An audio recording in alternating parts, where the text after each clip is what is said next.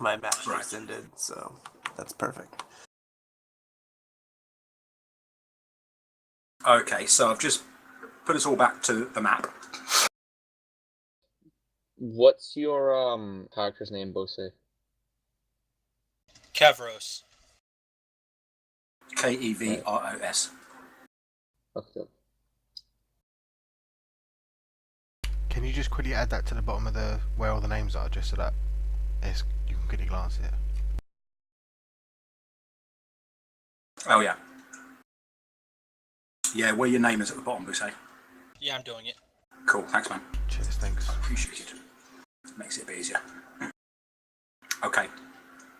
Right, so when we left the last session, you had just killed this hulking great big lizard man and his skulking little compatriot behind the table. Ferren Vandel had been dropped to the ground and had been stabilised, and Falstag, I think, had taken a beating as well. But Yeah. you're all alive, and that's the main thing. It's now quiet. Over to you guys. If we're meant to be able to see the map, I can't. Yeah, I can't see anything. You might have to zoom. I can see it. You have to zoom right out to see where you are. Yeah, zoom out. Yeah, I've zoomed right out and it's still just a massive black screen. I'll try reloading it. We are Shift very beat near them. the bottom. I can see it.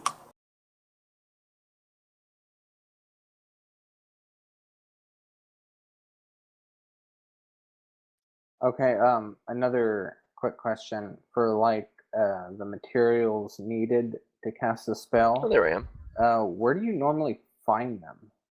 Like just in town, ask a shop person? Well, there's two things to bear in mind. Now, you can have spell component pouches and things like that, and what they will do is they will provide you with spell components for any spell that has a spell component that does not have a monetary value. So if it just says a pinch of dust or a handful of sand or something like that, a spell component pouch or an arcane focus or a religious focus or something like that will give you that ability to cast those spells.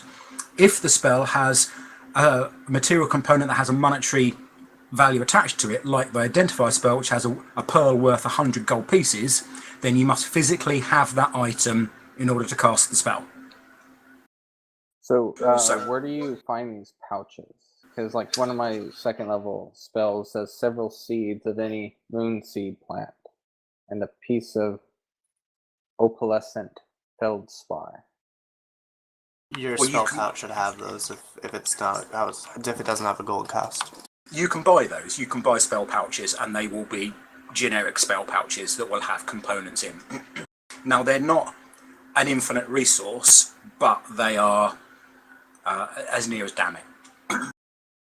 Okay, so I guess next time we're in town, I'll find me a spell pouch. Yeah.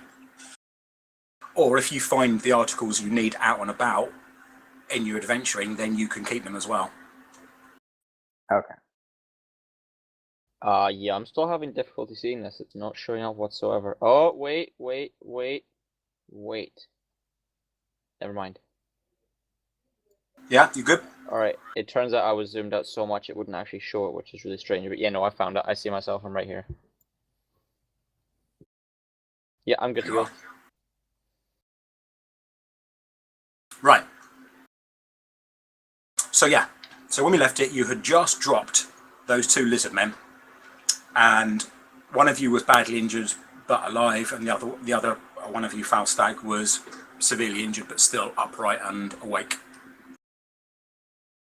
I believe Sabin wasn't near you. Nope.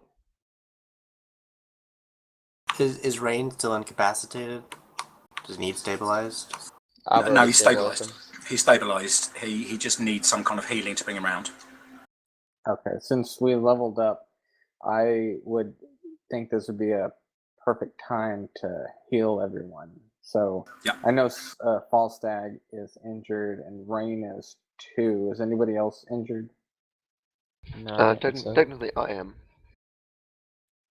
Who was that? Same. Sabin. Okay, Or Sabin, Rain, and Falstag. Obviously, Rain needs the most healing. yeah. Yeah, without healing, he's going to stay unconscious, so he needs some. Okay. Let me heal ya.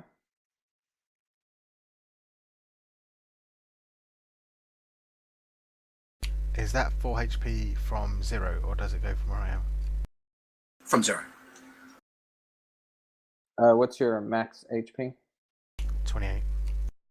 Okay. So I will blow all my heals on you, it looks like. How injured does Falstag look? He's all right. I mean, like, he's doing okay. He doesn't feel like running in front of any foes anytime soon. Maybe ready for a break, but Okay, Right. you have 12 now.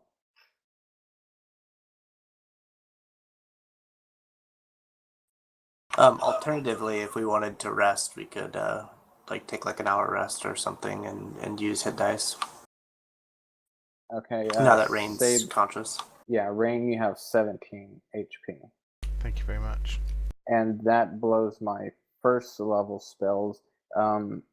Since I don't have any components, if I cast it as a second level spell, how does the increased healing work on that?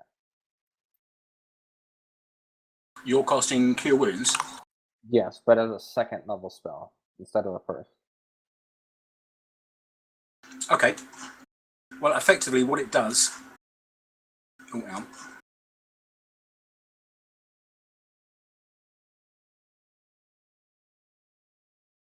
on. For each spell slot above the first one that you cast a spell at, you gain an extra 1d8 on the roll. So it's 1d8 plus your spellcasting modifier. So it would be 2d8 plus your spellcasting modifier if you cast it at second level. Okay. So I guess an easy thing to do would just be to copy it over into my second level spell and just put it as a 2d8. Well, you don't need to copy it over. You can just cast it as a second level spell using one of your second level spell slots. Because at the moment you have 6 spell slots, 4 a first level, 2 a second level. And I used No. one previously since we haven't rest, so I don't Yeah. have any first level, but I have 2 second levels. That's right. So you can cast either 2 second level spells, or if the first level spell allows you to cast at second level, 2 of those. So yeah, absolutely. Instead of copying, I'll just put 2d8 for 2 spells and then change it back. Okay, so Falstag, what are you at, your HP wise? 12.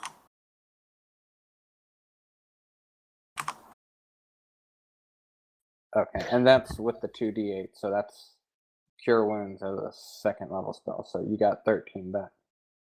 Okay. And who else needs healing? I know I got Sabin, I think. Yeah. What's your HP at, Sabin? I'm at 13 out of 15, but I'm not even Oh, near okay. you, so. Okay. Yeah. Let's see. Falstag, what are you at now? 25, assuming that 13 was me. Yes. What's your Yours. max HP? 38. Okay, you got another 13. So you're on max. Yep. Nice. I Okay. have a quick question. Sorry, Yes. Go on. but at any point does the number of prepared spells I can have go up? Yeah, it's your wizard casting modifier, ability modifier, plus your level. Right, okay, so for every level it goes up. Awesome. Alright. Sorry, are you okay if I just add those 2 in right now for my prepared spells? Yeah. Okay, thanks.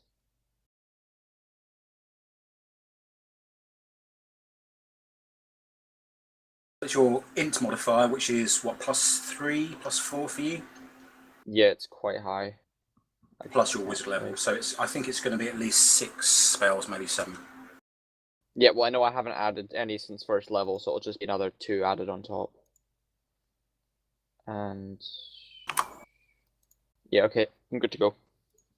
One last quick question. My HP as an animal, that never changes. It's whatever the animal is, right? It doesn't. Yeah. No. Yeah, so you've got 7 slots. Griffin, I just checked. 7 spells prepared. 7? I should say. Right, So okay, you that can makes prepare sense. 7 spells. Because your int modifier is +4 and your wizard level is 3, so that's 7. Okay.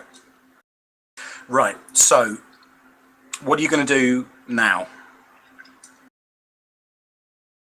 I want I want to check out investigate this room. bookshelf. Well, the bookshelf has been cleared so it can be moved, but there are books available to be read. I meant And, this thing with the pentagram and the other symbol on it. Whereabouts?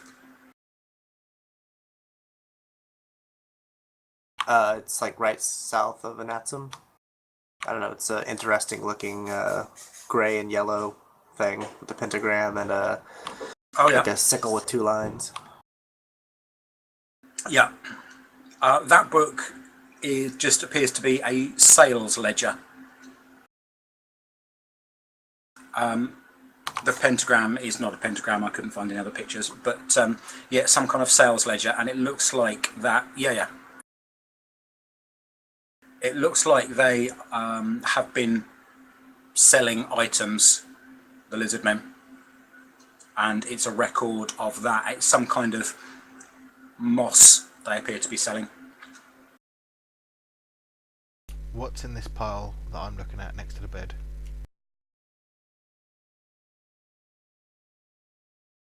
It looks like clothes. There's a few bottles of wine, all sorts of things like that. Basically, there's some jewelry in there.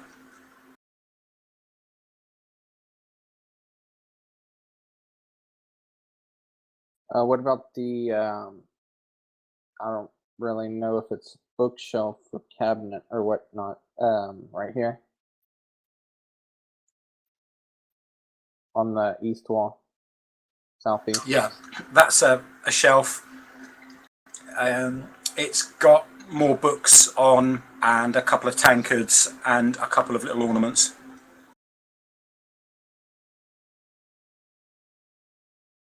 What about this next to the ledger?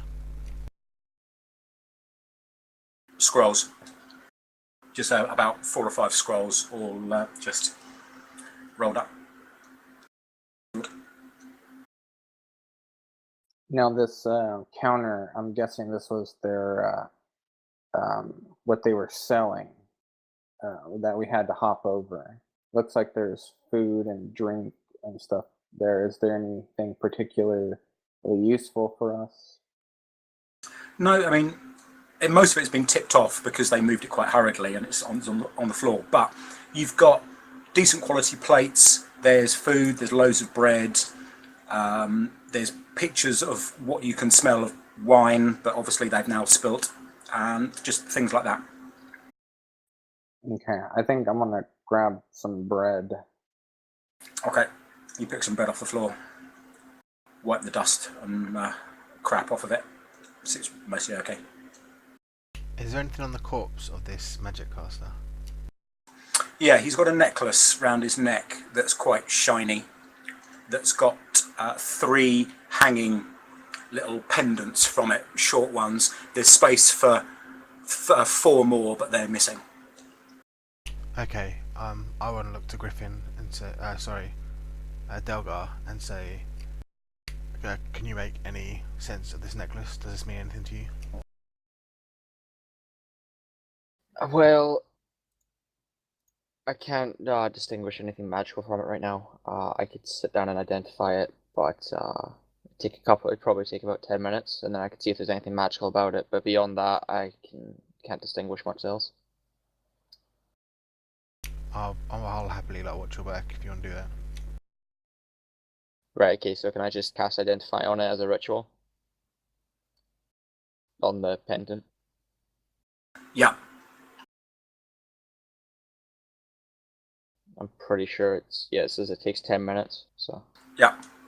Yep. Right, can I have perception rolls, please, from everybody? Except you, Griffin, you're busy. Yep. Well, so, with the exception of you, Bruce, actually, you don't need to. Wow, nice. Even better. I don't think you could have And rolled the anything streak better, right? breaks. Farron and Flint, good work. Right, you two of you hear some kind of echoing speaking coming from somewhere in the cavern. Maybe spell casting, you're not sure. It's kind of slightly rhythmic.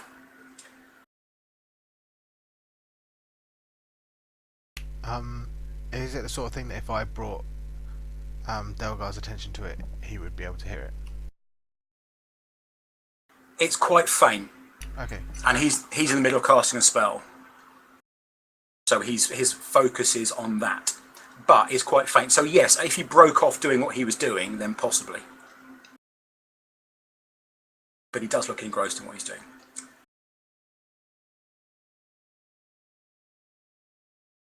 Okay, well, I just say to everyone around me, there's someone casting some sort of magic spell somewhere in this tunnel. I can hear them faintly. Sabin, where you are, it's there's no sounds of combat or anything now, and the kids appear to have quietened down a little bit. Okay. I ask him, does it sound like they're getting closer? Doesn't appear to be, no. Sabin? In that case, do the children seem to notice the chanting? No. They're still terrified, but they're quiet. Okay. Well, if they don't seem to notice the chanting, I think I'll just continue to wait because magic could be bad. Okay.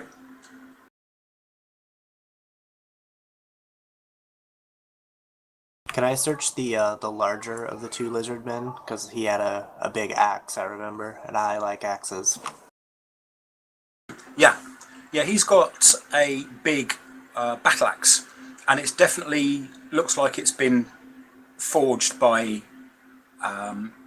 either some kind of demi-human race rather than one of the monster races. So it's good quality. And the clothing he's wearing looks to be good quality as well. It's leather armor and things like that, which looks like it hasn't been forged or created by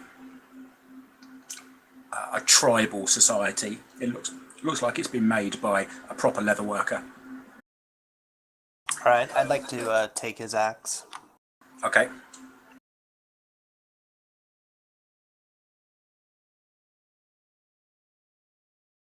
Yeah. Slightly bigger than your axe, but then he is slightly bigger than you. In fact, it's almost as if the axe was made for him. Nice.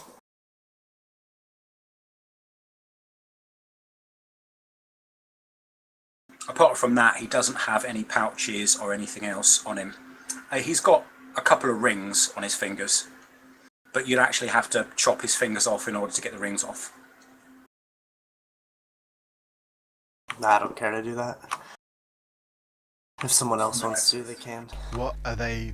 Are we able to recognise them as any rings that we have previously encountered? No, not at all. They're quite plain-looking silver bands, and one of them is slightly bigger than the other to fit on a slightly bigger finger, but apart from that, they're very unremarkable and plain. Falstag respects the strength of this particular lizard and doesn't want to desecrate his corpse.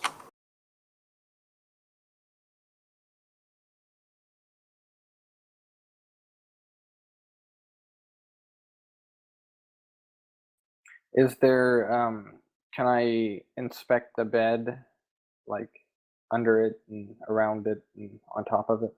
Yeah, there's a chamber pot underneath it. There's also a small wooden box. Not really a chest, it's more of a large cigar box. What's inside of the cigar box? Okay. No cigars. There's a bit of money in there. You notice a couple of gold pieces, a few silver, and quite a bit of copper in there. There's also a small blue gemstone. Not big. Probably not worth much, but going to be worth a little bit. Can I loot it? Yeah.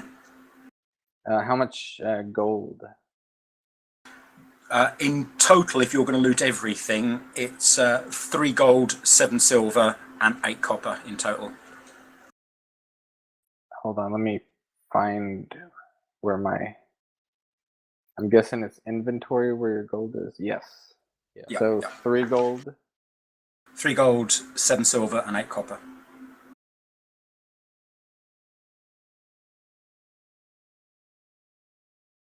What's EP? Electrum. Okay.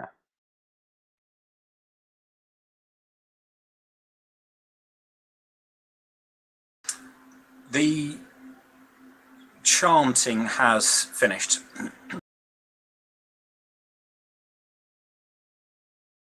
I'll just tell the group whatever magical spell they were casting, they seem to have finished it. I can't hear it anymore.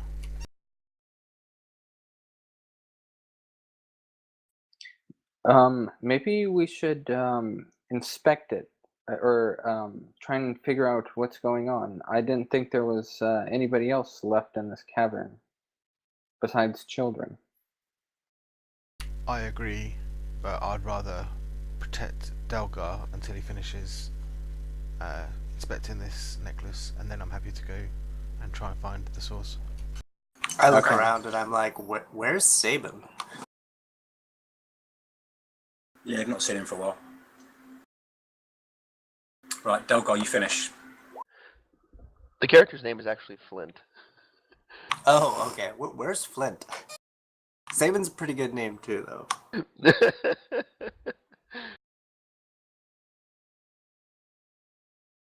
I think we should go find Flint. He could be in trouble. Okay, half of us should stay here while Delgar finishes his spell. I have finished. Oh, okay. High Rise was just about to tell me what happened. Sorry. So what? Right. It's basically a necklace of magic missiles. What you do is you pluck one of the beads, one of the pendants off of the necklace, and then you effectively throw it at your opponent and it turns into a magic missile spell.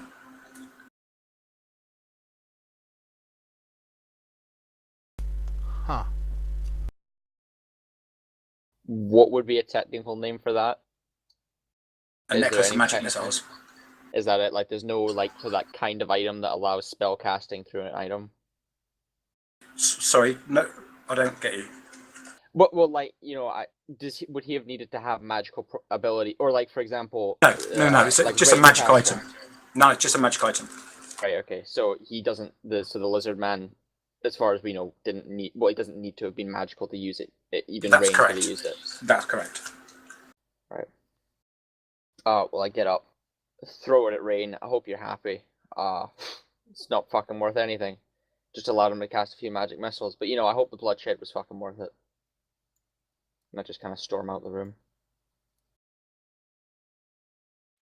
Before we leave, can I inspect this rug? See if there's anything under it? Just ground. Okay. Well, then I will start following the group as we make our way towards Flint, not Sabin. Obviously we know where he is, but our characters obviously don't. No. I actually don't know where he is either. Yeah, no, outside the game, I don't know where he is. I know where he is. Yeah, I know where he is. I was kind of the reason why we got into that bloodshed. Oh no, wait, I think I remember. Yeah. But we can't just walk straight there because our characters don't know where he is, surely. Well, I'll just exploring. I do. So I guess I'll head up Okay. front and Yeah, and Natson does. All right, well, let's follow on that. I think I'm going the right way. Yeah, I think so.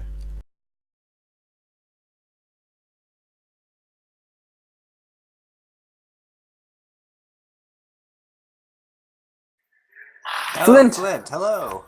Are you okay? Oh, there you are. Heard some magical chanting. I'm not entirely sure what happened there, but nothing seemed to have occurred. I heard sounds of battle. Did you happen to see where that was coming from?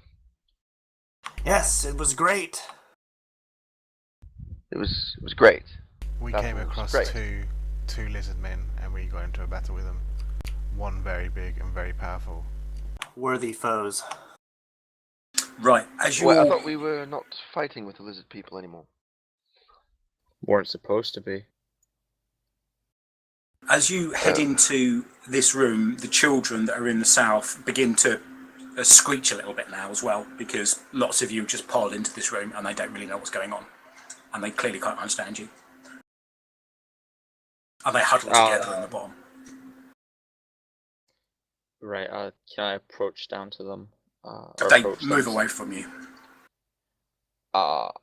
Speaking in Draconic, because I presume that's what they speak.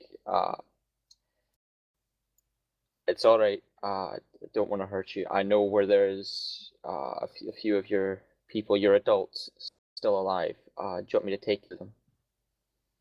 The oldest one, who maybe is the equivalent of about 6, stands forward and says, "No. We'll wait here for our parents. Please don't kill us." We won't, I promise. No harm will fall upon you. I will get word to them that you're fine, I promise. Yeah, and I'll just kind of reaffirm that. Can I inspect this sword that looks, or dagger that seems to be shoved into the table? Yeah, you can. It's quite a good quality sword, actually.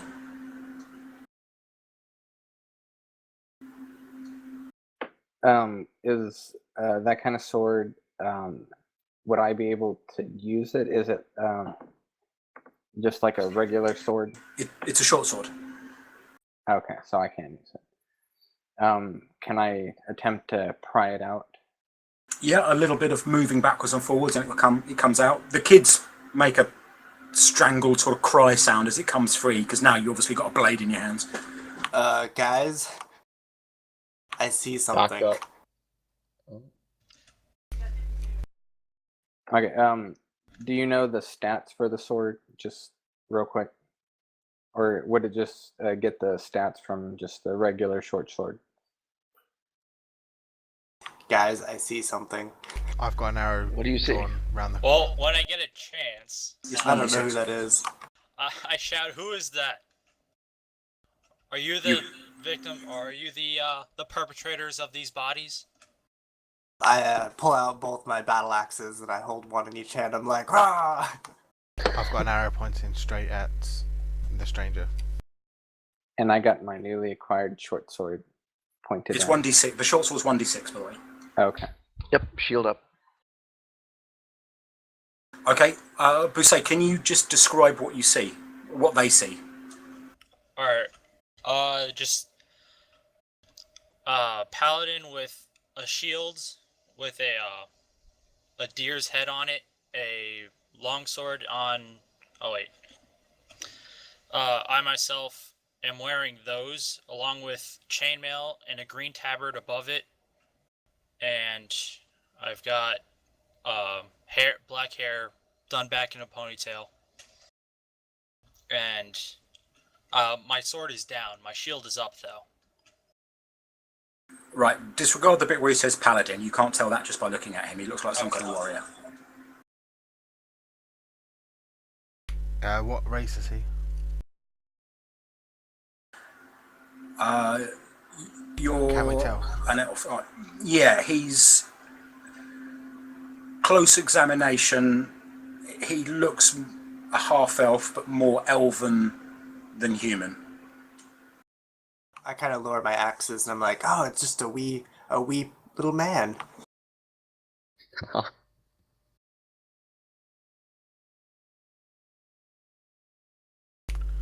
I try and squeeze past just a little bit and say, what are you doing here? What are you after? Are I you was here following to us? I was here to close the portal, and then I found this bloodshed.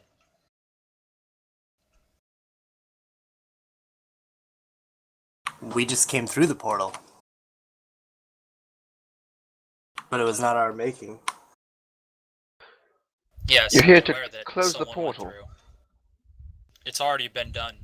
Show me your hands. I sheath my sword and I open up my shield so you can see them. Does he have? Do you have any rings on? No. All right. Well, then I will. Say to everyone, I guess. At least he's not Zentarum. Him sheathing his sword, I just like lower my arrow slightly. And I will. Okay. I don't. Do I even have a sheath for my sword? Because I just kind of pulled it out of the desk. So I get. Okay. I will just point it to the ground. Okay. What happened here? We came attacked. through a portal and we were attacked by lizard men. Do you know who came through the portal before us? Do you know where they have gone?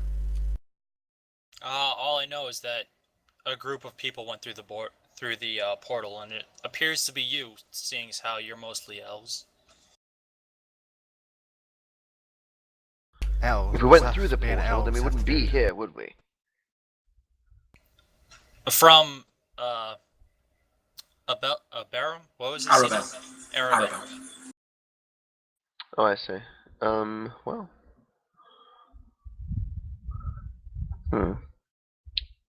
I don't know. We did go through that portal, but Sorry, I didn't know that we were being observed by anyone other than maybe guards. And even then, like, I don't remember them seeing us. Sorry, a quick question, High Rise. Yes, mate. The Wanderer was with us at the warehouse where we stepped through. Is he with us now? No. Did he not step through the portal with us then? No, he stayed. Okay. I guess we could I miss ask him if he came in contact with our companion. Old man, strange cat. Have you seen him? Very weird eyes. You have not. No, I haven't. I was just tasked with closing the evil portal. Tasked by whom? The Church of Ilmater. Where? How do you plan on getting out of here? We seem to be stuck. We'll discover a different exit. I did Well, discover one that was near here, although that is blocked off with rubble and stone. I believe we discovered the same passage. There was a door. I procured an iron bar to help pry it open, but it did seem stuck. Can you tell us where exactly this cave is that we're in? No, I can't, sorry.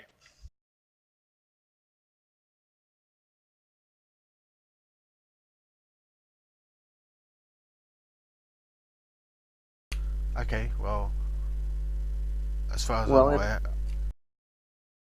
I was going to say, as far as I'm concerned, like, he's not being hostile to us, but I'm wary, like I was with the Wanderer initially.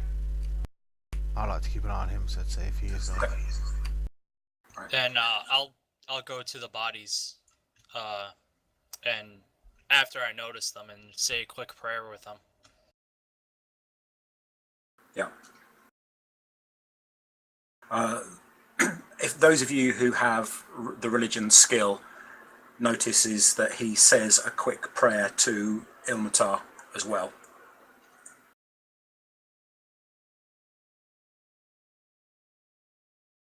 I guess I will turn to the group and say, well, if you don't wish us any harm, then I suppose let's try and find a way out of here.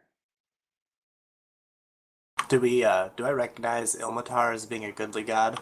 You do. He is one of the very good gods. I'll agree to joining you up to trying to find an exit.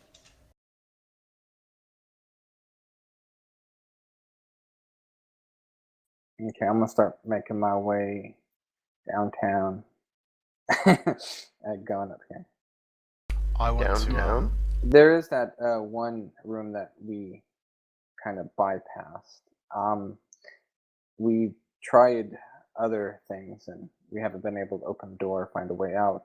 So I guess I could suggest re-examining that one room. Me and I don't remember who was with me, but we found a room and they weren't very kind. They asked us to leave, but I suspect they were hiding more than letting on.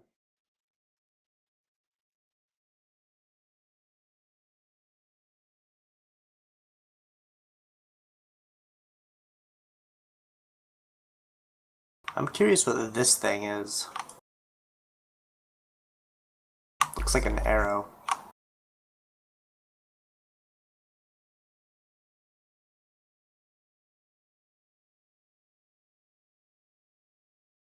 Yeah, but remember there was battle going on here, and the landslide crushed the battle. Oh, I wasn't here for that part. Oh, okay. Well, none of us saw it, I don't think, but I thought we heard the landslide and then heard the battle stop. You did hear the landslide, yeah? It lasted quite a long time.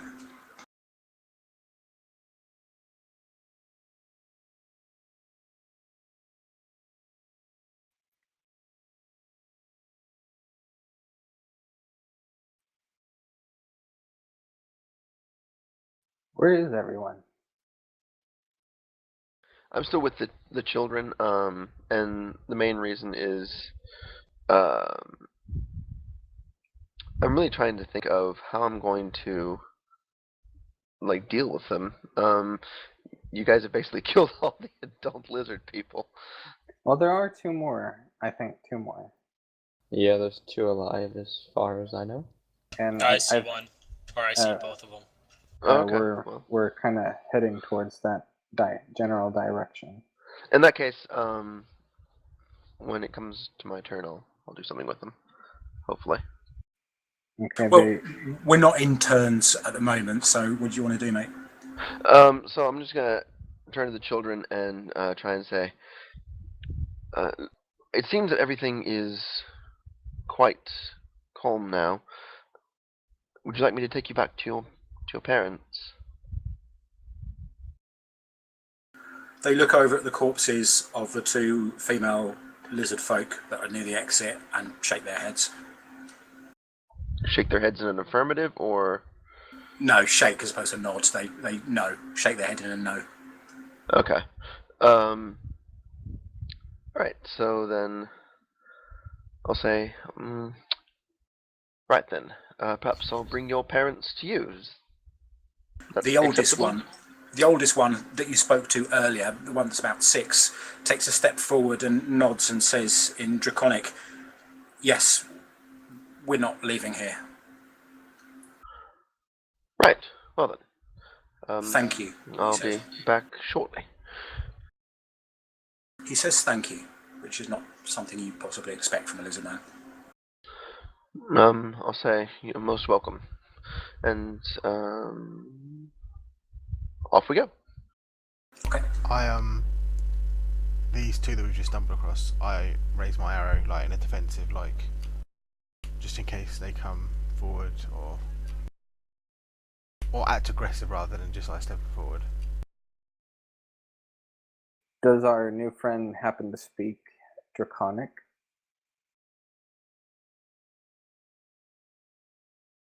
Well, if you ask me directly, I say no, I don't know Draconic. Ferron, the two lizard men move away from you well, not move away from them, they kind of shy back round the corners. They didn't look threatening, they looked almost scared, if anything, and they've moved so you don't shoot them, because that's what they think is about to happen. I walk in front of your arrow. Yeah, I lower my arrow and I just step forward and say, I'm not here to just, kill.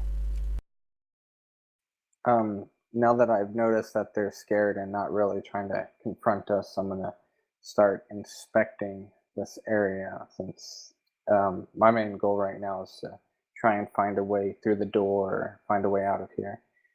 Is there anything suspicious about this pond-looking thing with the mushrooms growing out of it?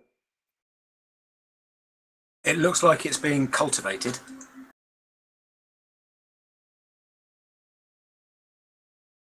Ah, Do the mushrooms seem edible or poisonous, or would you know? They don't look obviously poisonous, i.e. they don't look weird and sort of nodules on or anything. They look quite wide and flat. Since I have the nature skill, could I roll to see if they're edible or Yeah, any of yeah. use? Yeah, please do.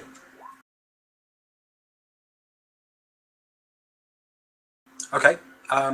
Yeah, they're used in healing salves and things like that.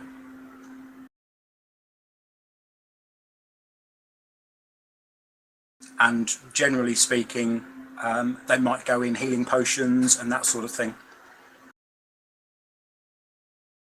We don't have any alchemists or anything like that with us, do we? Not that I'm aware of, no. Okay. I nudge Rain. Oh, you go. I was just gonna say, I'm just gonna leave the mushrooms where they stay. I don't think you can procure them into anything useful. I nudge Rain and I'm like, hey, tell them where the kids are.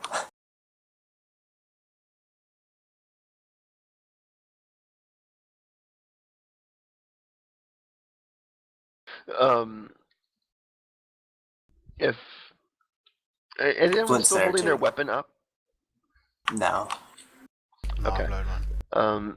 So when I arrive here, I'm just gonna quickly just kind of stroll up to this lizard person,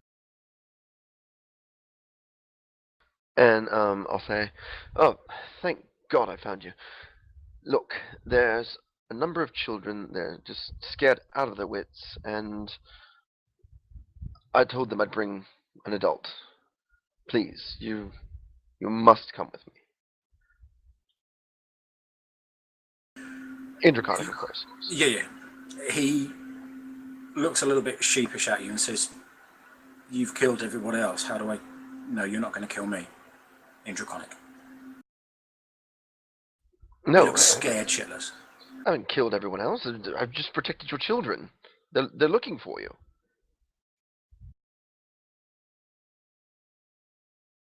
He says something a bit louder and Draconic, and he says, "What should I do? Should I go with him?" And you hear from round the corner in Draconic, "I wouldn't trust them. They've butchered everybody." And you hear from the distance somewhere else and say, I didn't see what goes on, but I heard the children screaming. You Right. at there least was find cause out of if they're battle, alive. and they were quite terrified, as you might imagine.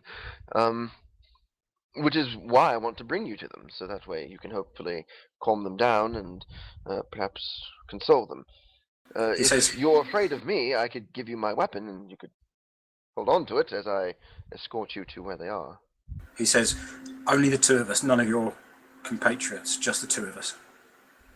Yeah, no, they seem quite preoccupied with other things anyway, so, yes.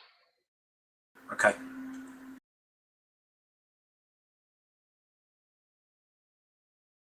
I noticed as Okay. I've kind of gone towards this bookshelf, this draconic guy is kind of guarding it, almost like creeping towards. Does he look like he doesn't want me going in that direction?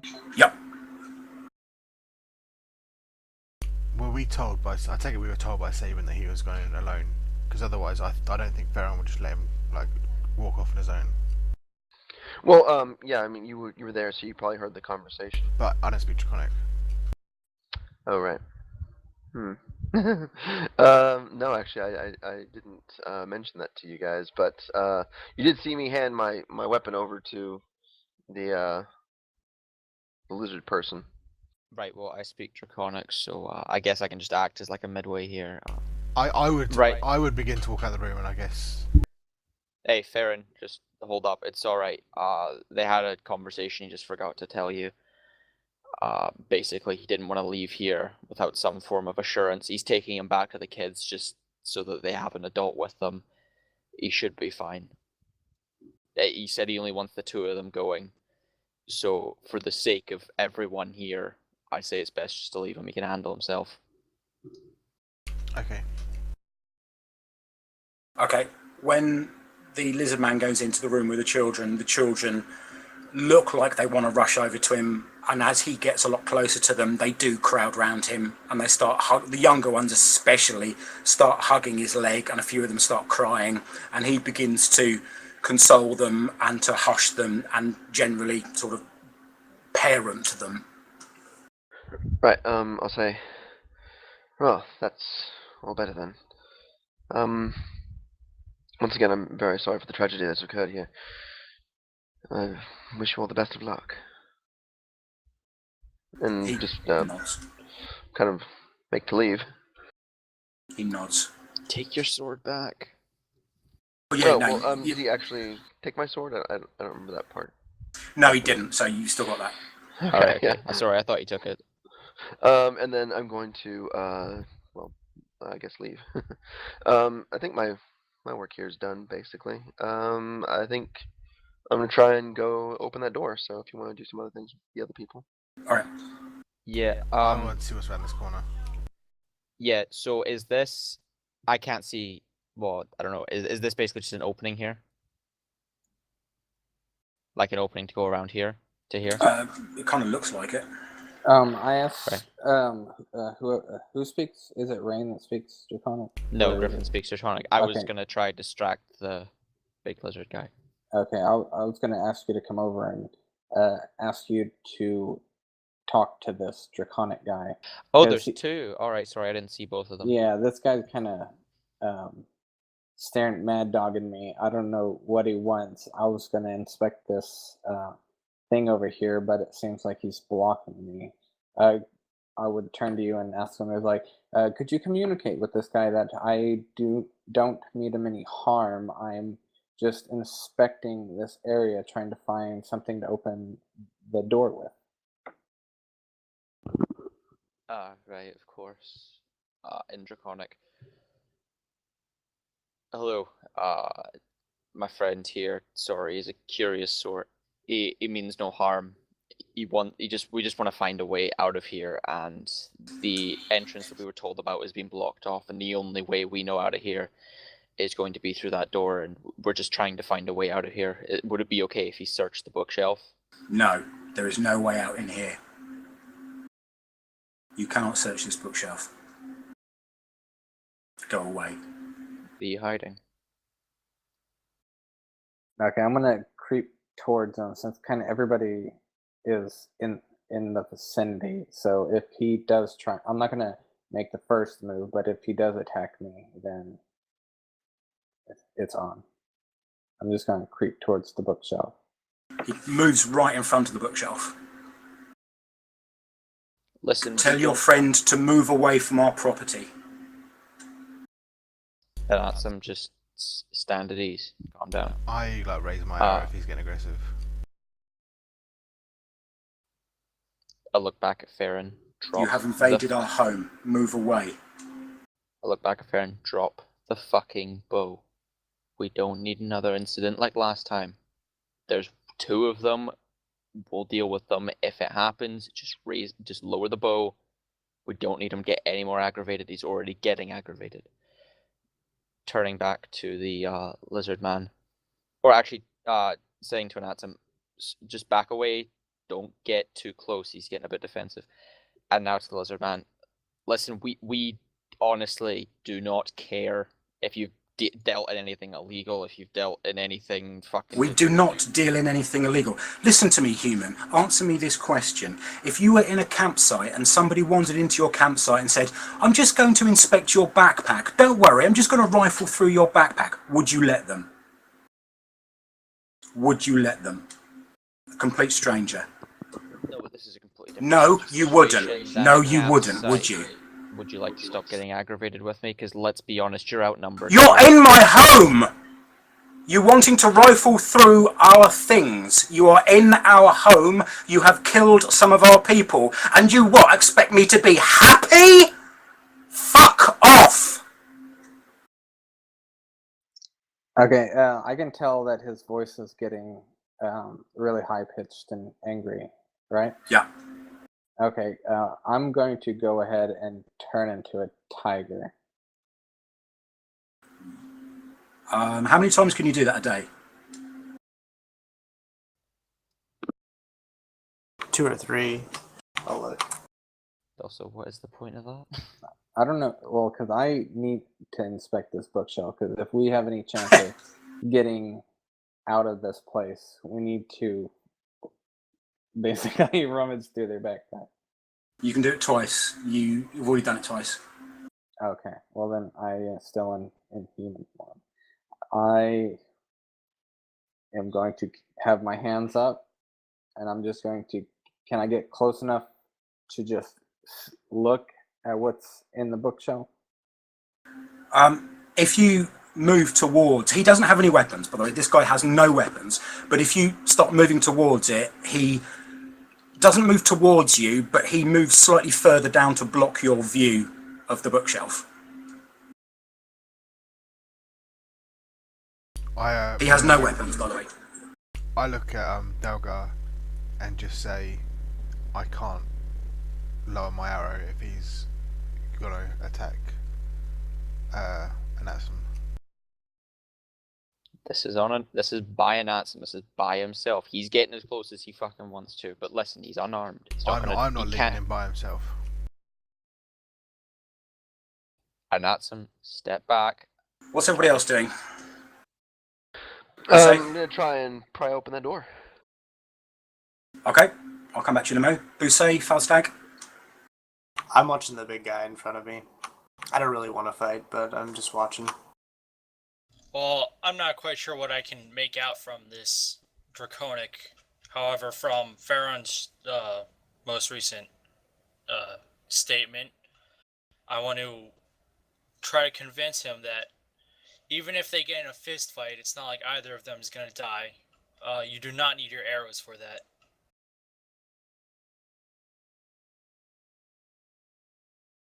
These things are massive. They're like 7 feet tall. I'm pretty sure they And can we have squash 4 this little people head. here.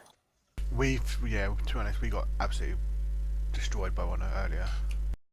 Yeah, but that one was huge in comparison to any of the others that you've come across. So just for reference sake, in terms of, like, let's say compared to, like how big are they basically? From what I can make out. About 7 foot tall. All right, about 7 foot tall. Is this one quite bulky? Is he, rather skinny? No, all of them are quite bulky, apart from the ones that cast spells, which were slightly thinner, and the other guy that you just killed, which was about 8 foot tall and built like a brick shithouse. Right, and also, does this guy over here have any weapons that I can see? No. Right, so they're both unarmed as far as we can see. As far as you can tell, yeah. Right.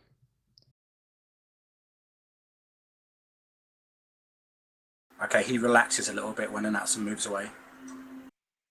Okay, I go around the corner and notice this other guy's basically blocking this entire area. Yeah. And it's just making me very suspicious that we have to know what's behind there, because we don't have a way out. Your friend said that they found something to open a door, right? It was a pry bar, yeah. Then how about we see what his progress on that is?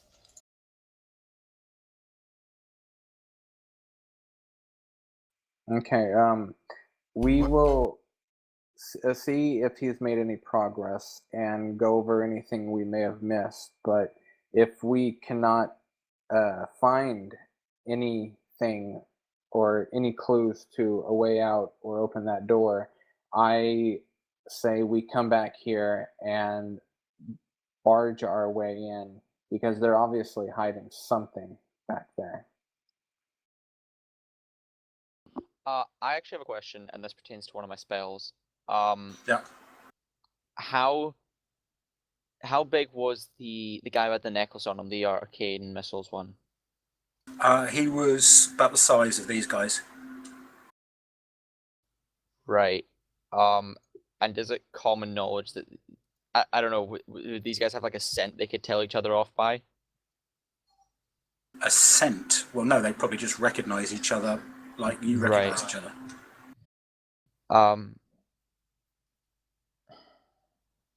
No, never mind. That probably wouldn't work. Never mind. That probably wouldn't. Sorry, no, I was just thinking of using Alter Self to appear as one of them, but I guess they would know each other rather. The chances are that this is some kind of commune that's been together for a while, so if you turned up and looked different, they would question that. Yes, very much so.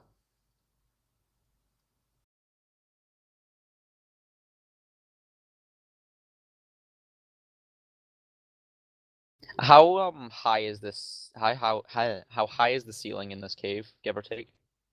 It varies. It's not an even ceiling, but it ranges between 10 foot and about 7.5. Right. Is the roof particularly dark, or is the room quite well lit?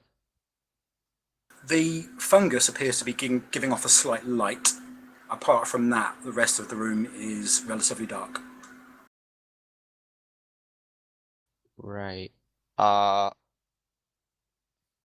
How wide is this gap, give or take? Can I tell? Like, would it be enough for a hawk's wingspan? Yeah, it would. It's about 5 foot. Your hawk's not with you. It didn't come through the portal. You'd have to resummon it.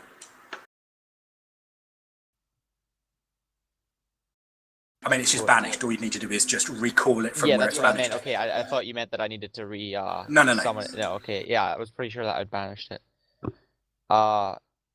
So could I maybe attempt to summon the hawk and have it fly possibly as quietly as possible overhead past the lizard man? Well, he would notice this. Right. It's not a subtle thing. He would see this hawk come towards him and the area he's in. He would see it. Fuck, I'm trying to think of a way around him.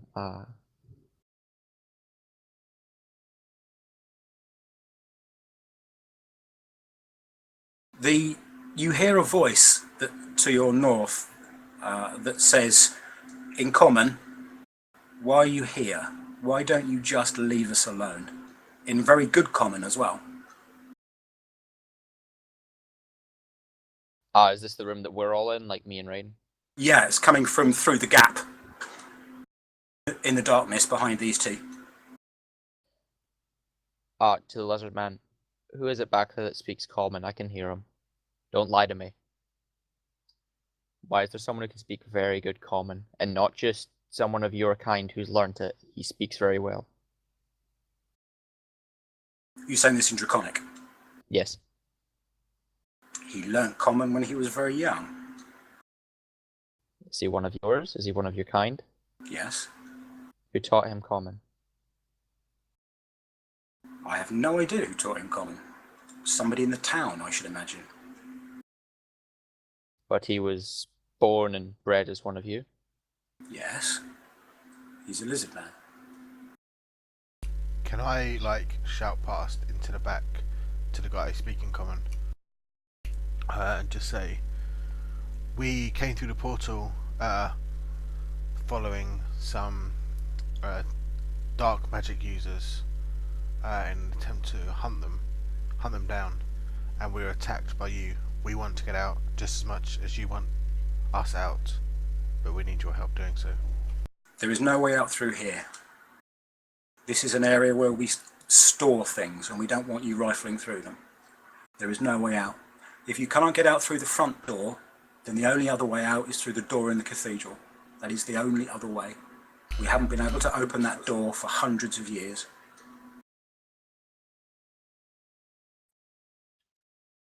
I don't know if our characters would know this, but what's the average lifespan of one of these lizard men?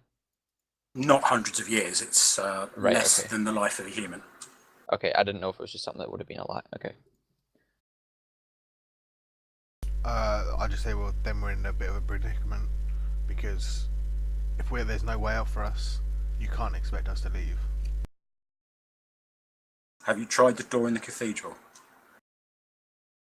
Have you tried the door in the cathedral? Just because we can't get through it doesn't mean you can't. I watched my very large orcish friend here try and open it.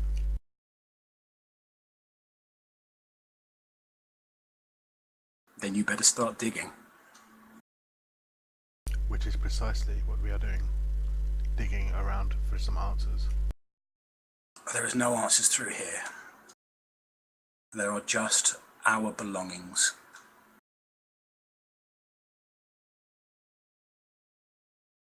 All right. Well, if you guys aren't going to start a fight with these guys, I'm going to head to the cathedral and attempt to get the door open. I don't think they're willing to make a deal with us. I'm back at the cathedral door. Has Sabin gotten any progress on opening it?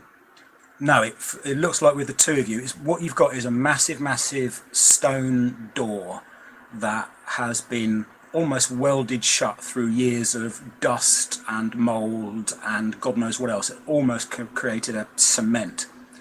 The two of you together can't open it. That's not to say that more of you couldn't, but the two of you together can't. Does it seem like with both of us pushing on the crowbar, does it seem like there's like any give to the door? Potentially, yes. The battle axe that I got from the lizard man, is it like double-edged or single-edged? Double-edged. Okay. Griffin, Rain, I'll tell it to your characters. Let them have their privacy. We'll see what's going on with the door. In Draconic, I'll say to the lizard man, right, okay, we're going to leave you. We're going to try and get out of here.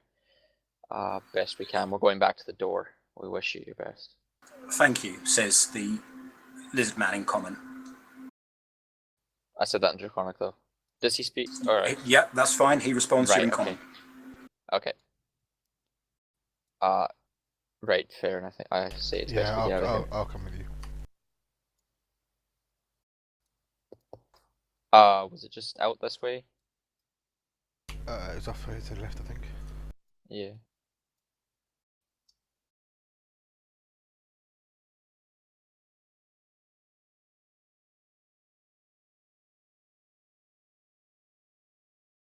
Alright, well, I'm going to put the edge of the axe that I got from the lizard man in the door and use it as a fulcrum to apply pressure and see if I can get this door to move.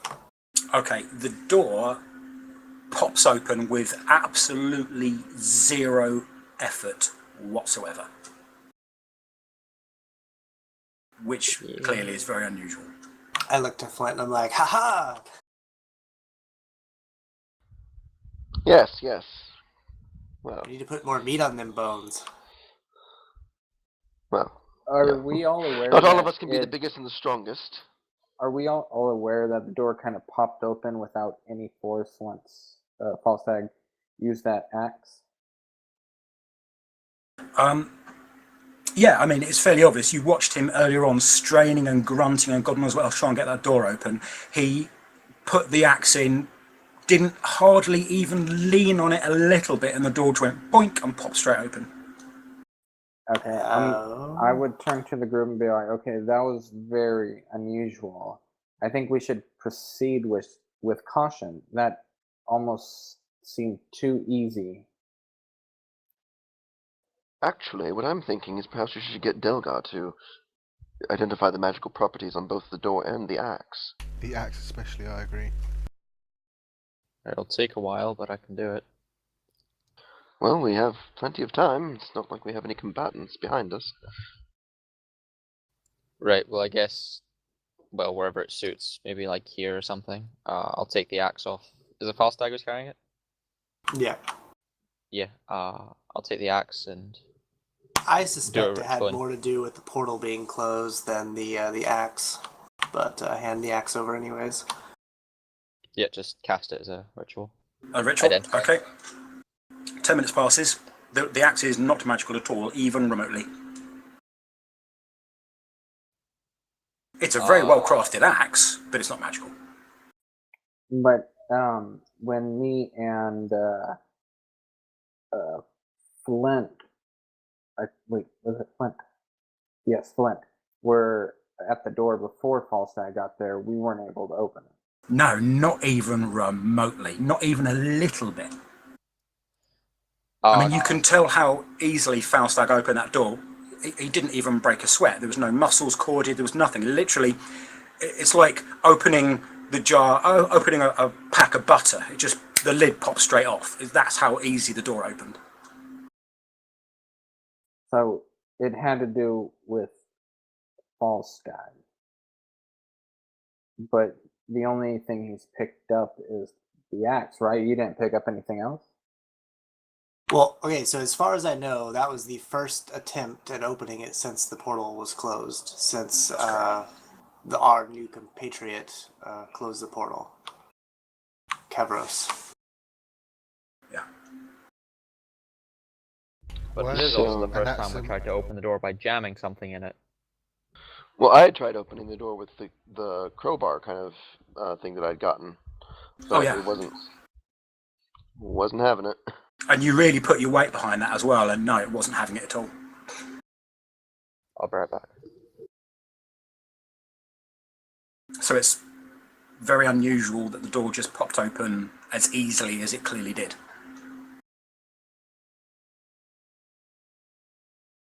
Almost as if it wanted to open. Strange. What's called with the ritual of identification, do you have to cast it or prepare it each time for individual items, or once you get it going, can you just identify another item? It's I think item by item basis. Yeah. Okay.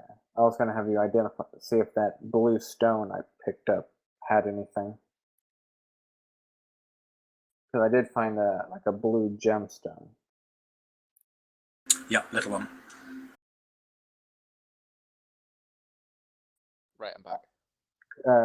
Could I hand it to Griffin just to roll like a kind of like a perception check to see if it does have any magical properties, not to identify the specific property, but just to see if it's magical or not?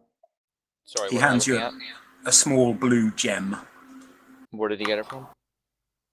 Do we know, or did he just have it on him? I picked it up underneath the bed in the room that we got into. Where the big guy was? Yeah, where the big guy was. Right, just a small blue gem. Yeah. Yes. Okay. Does it match the necklace we had? No, not even remotely. Sorry, who handed it to me again? Was it an An atom. Yeah. I can't make heads or tails of it. It appears just to be a normal jewel of sorts. I mean, it's not my kind of thing. I couldn't really tell if it was magical or not unless I, attempted to identify it through magical means. From what I can see with my own two eyes, it seems normal per se. Okay. I holler back to everyone. I'm like, hey guys, there's some stairs. And I think this is the symbol of that dwarf god we found earlier. Somebody likes his axes. These axes look usable almost. They're not cement or anything. Are they like actual like crafted weapons? It's an engraving on the floor.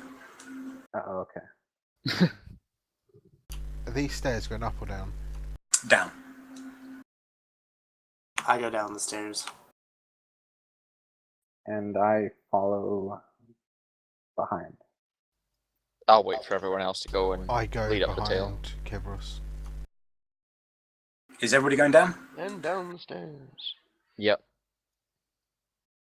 Down the stairs? No Okay. one knows. Where will we show up? Let's hope we're not dead. Oh, that's the end of this area. It is.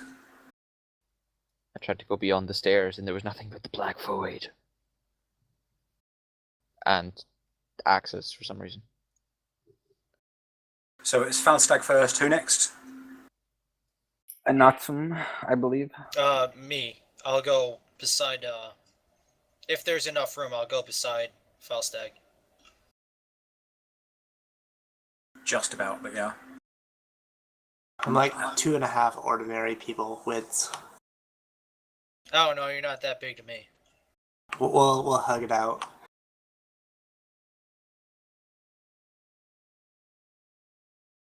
I'm still behind Kibros. And I'm at the back. Like, as far back as possible. Okay, you want to go to the top right of this map, chaps?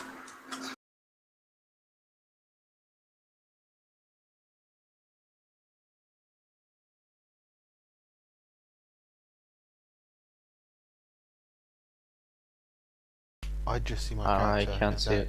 Is that right? Say again? There's no lighting, just our character on a black screen. Yeah, I can't even see my Yep. character. Can you ping to where it is? It could be the masking or whatever. If there's the fog of war turned on. Should be off, but I'll just Right. check to make sure. I'm zooming in and out and nothing's happening. It's just black. Could be my slow ass internet, you never know. There. There it goes. I just hadn't revealed the map from the fog of war. That's all it is. My bad. Yeah, I still don't see it. Oh, no, there it is. Yeah. Yep, slow ass internet. I rolled 2 1s for my sneak. I'm sneaking ahead. Okay. It's a dungeon! Or maybe, I don't know. I'm excited, I like new areas. Sabin, are you moving? Yes. Sorry, I'm it leading just up took the a rear. while for this thing to Oh, yeah, load up the okay. fact that I could see. Can I stop and like listen at the bottom of the stairs, see if I hear anything? Yeah, please make a perception check. You and me too as well, since I'm right beside Falstag. Yeah, anybody who wants to do that, please make a perception check. To the perception check. Oops, wrong one. There we go. Not much better, but still. First roll of the game. Oh yeah. Well, Anatsum has ears. I think that's it though.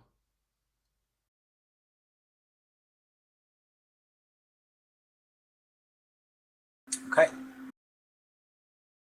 Right, so Anatsum and Falstag. Falstag. Right, you do hear sounds. It's almost like intermittent scraping, not rhythmic, not particularly. You can't make out exactly what it is. Alright, I relay that info to the group. I hear scraping. And then I start creeping up the stairs.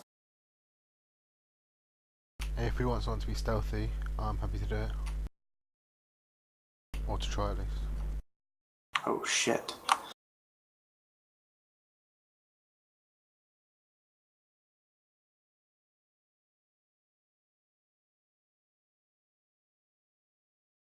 The dead have risen.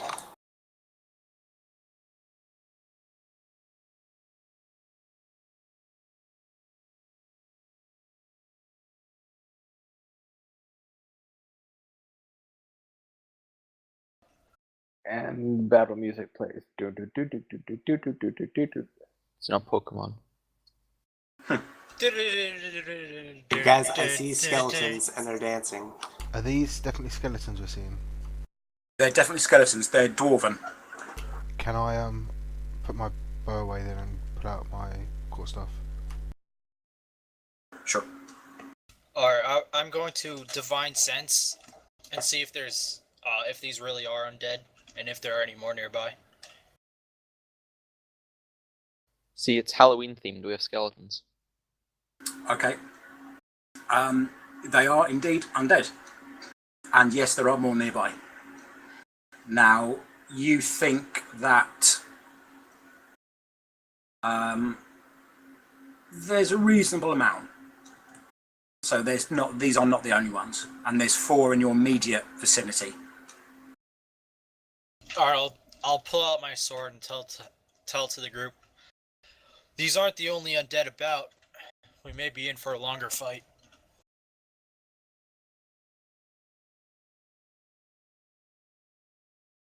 They're not like aggressive at us or anything, so we're still not in combat. They're just No. standing there.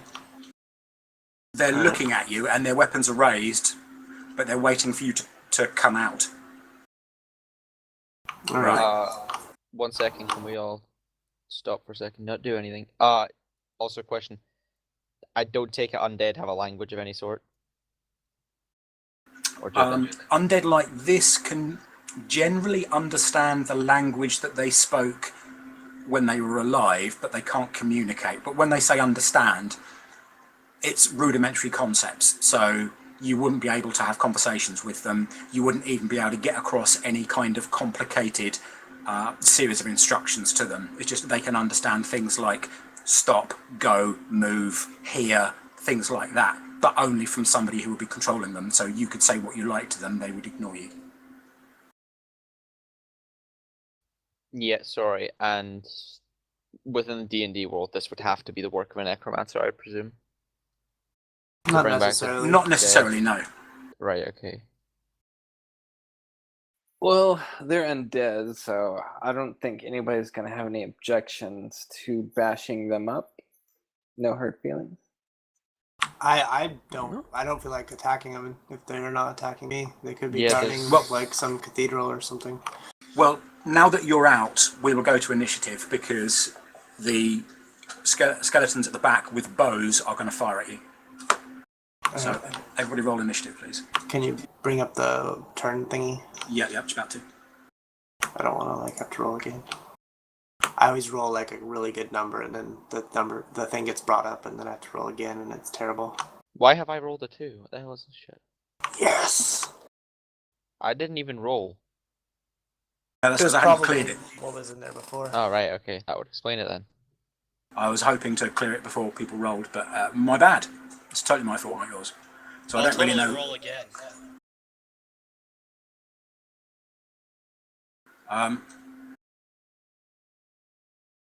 Well, there's only like 3 names on there. The first Delgar, the Lizard Folk, and then Pharaon.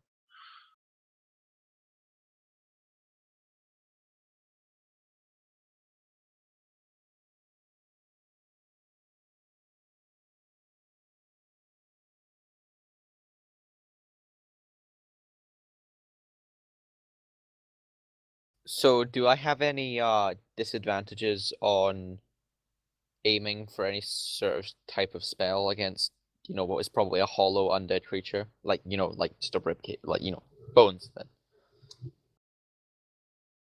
Sorry, disadvantage in what Like, way? for example, am I more likely to miss if I have to cast something that makes a ranged check?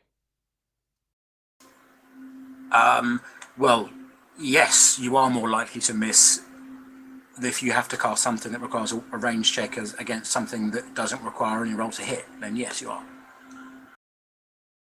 But that's just random numbers and dice mechanics rather than any kind of rule changes.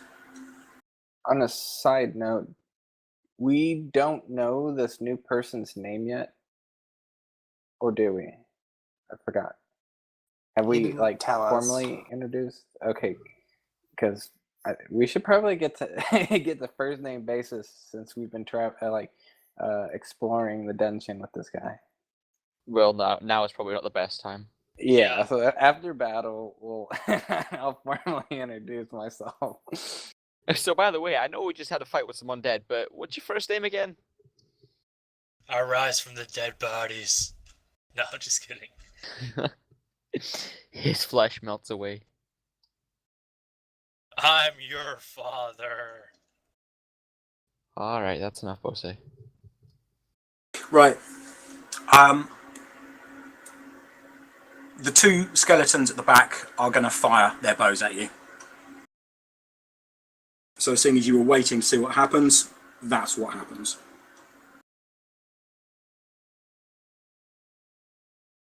My dice roller.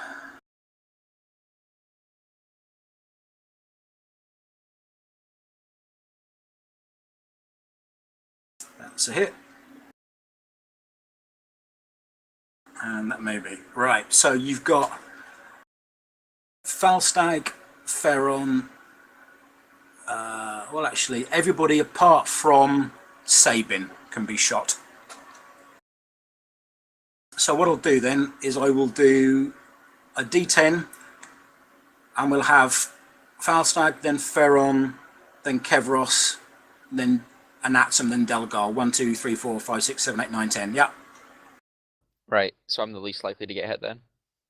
Or, well, I would need the highest number to be rolled. So it's Anatsum gets hit with one of them. And the second one is the least likely person to get hit, Griffin. I'm down then. Possibly. Yeah, most likely. He hasn't rolled damage yet. I know, but we'll see. Watch this, I'm just gonna drop dead on the floor. Anatsum first. And then Griffin. Oh no, I'm alive. Right, so what happens is the two skeletons at the back pull their bows up and they fire them. And the two of you take arrows. The two skeletons ahead of you that are in melee range, well, they're not in melee range, move forward into melee range and will attack. And they're going to attack Falstag and Kevros because they're the two closest.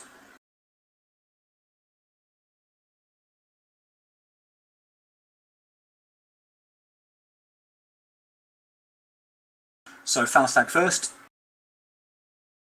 What's your AC? 18. It's 18. Yep. And Kevros, what's your AC? 19. Nice. They swipe at both of you. Kevros, you take the blow on your shield. In fact, both of you have shields as well. You take the blows quite easily upon your shields. Turn them away. Falstag, you are next, sir. Can I move like right there and take a swing at this guy? Which one? Yeah, that one? Yeah, sure. Yeah, the one on the left.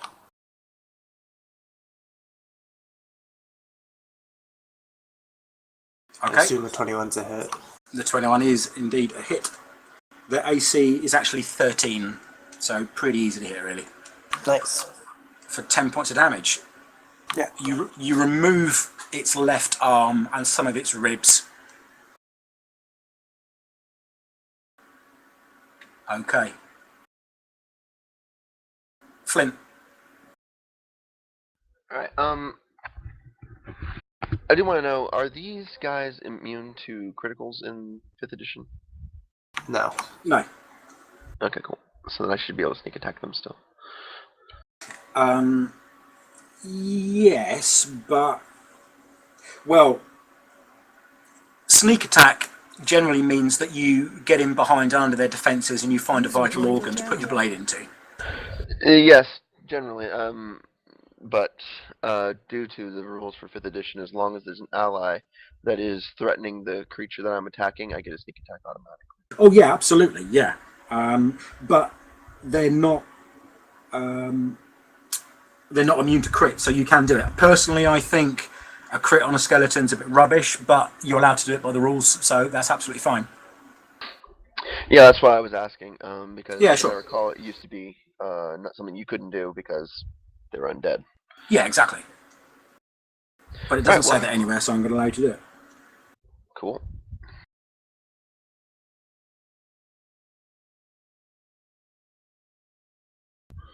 Alright, I think it's rolling. Yeah. Nice. Damage. And which one are you doing it on? The one that Falstad's fighting, or the one Yeah, the one that that Kevros is Falstad's fighting? fighting. Right. Yeah, and you So put your blade in between its ribs and wiggle it about a bit, and it dies. No, what happens is you jam it in the base of the neck where the head is, and you pop the head off, and the thing just crumbles to the ground in a heap of dusty bones. awesome. Griffin, Delgar, you'll go. Yeah. So I'll cast magic missiles from a second spell slot, so that's another dart. Another 1d4 plus 1, so it's 4d4 plus 4. Yeah, let me just roll that real quick. So there's only one left. Wait, is there only one skeleton left? No, so only one in melee. Are you doing one in melee, or are you doing one of the range ones? I was gonna do the ranged ones. Okay, I was which gonna one, left or right? Since I can split them up, I was gonna go 2 for each. Sure. So let me just. It's d4s, right? Yeah. Yeah, 44. Well, do 2d4 plus 2 twice, Oh, okay. Here, let me read it out then. because you're splitting it. Yep. Alright, 6 and 5. Okay. So I'll do one split to each. I mean, Yeah, I'll 2 probably arrows, do- two arrows for Yep. each one. Sure. Thank you. Right, and now we're moving to initiative 9, and that's them. I will produce flame on. I'll do it on the left ranged. Sure.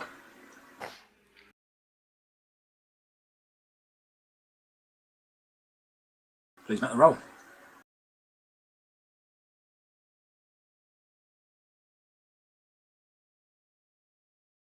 Nice. Okay. It goes down. Similarly, in a pile of dusty bones.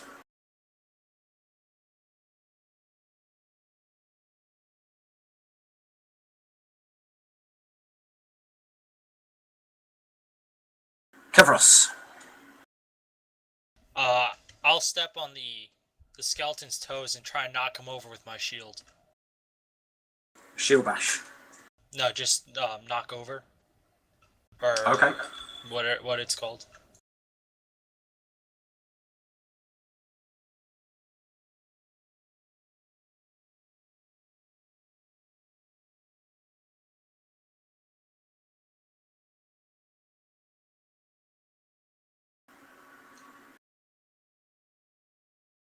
Just trying to find that. Shoving.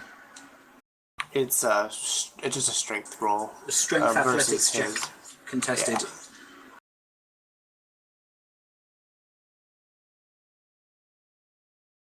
So make me a strength check plus your athletics bonus and the relevant stat.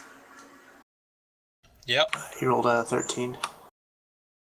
Okay.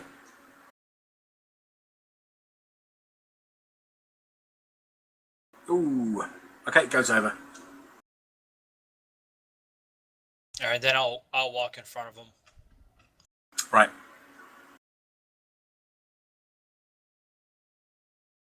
And that's all. That's it for my turn. Okay. Quick question before Natsum's turn. What constitutes like the death of a skeleton? Like besides HP, like I mean, obviously lobbing the head off like almost any race would probably kill it, but like what is it that actually kills an undead? Like Bring it to 0 hit points. That. right, there's no Sad okay. as it may seem, that's pretty much it. Because things like a Okay. skeleton, you could chop it into little bits, but if it still has hit points left, it's still going. So Right. it's It a crap. splinters you. Yeah. I didn't mean to cut it in here. This is good. Keep going. That's all right, Combo. It's all good, mate. You're welcome to hang around. Hold on. And that's him. Stop wanking. I already went. You put me before Kevron or Kevros. You So we're didn't back to put- skeletons again now. No, you didn't put me in the thing. I got a 5. Oh shit. Apologies. Because Okay. I did the produce flame, and me and Kevros had the same roll, and you went to me first, so it's back to skeletons. My bad. Apologies. So Ferron then. I'll shift up into the skep and try and hit it with Yeah. my quarter staff. Okay.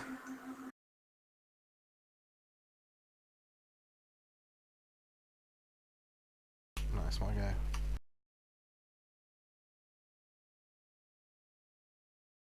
Okay, a 5 isn't going to be good enough. Yeah. It's down on the ground, so it's got advantage. Just trying to find that.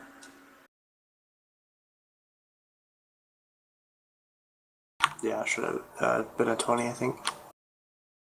Yeah, it's in conditions, being prone. Just trying to find it. Page 292, I think it is. Yep, 292.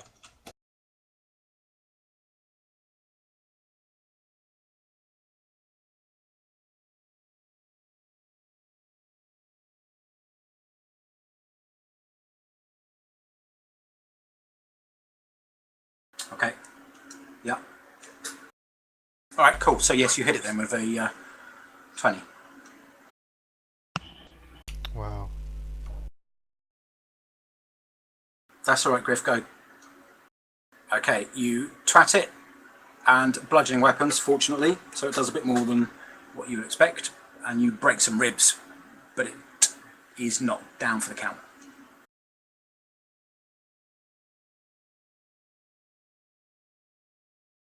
Okay. Right, my go. The range one is going to fire at you, Bousset, because you're advancing towards it.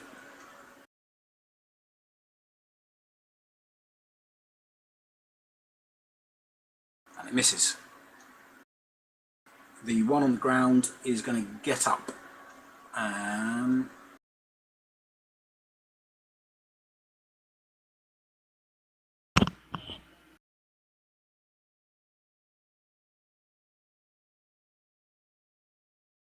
right.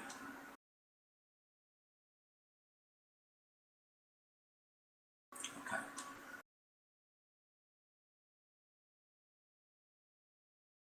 And it's not going to attack. So next, Falstag.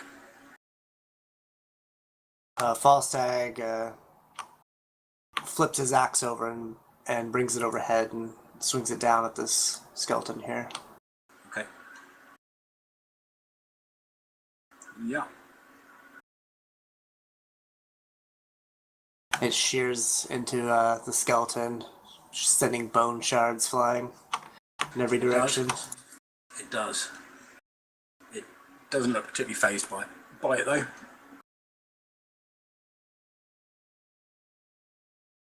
Sabin. Let's go.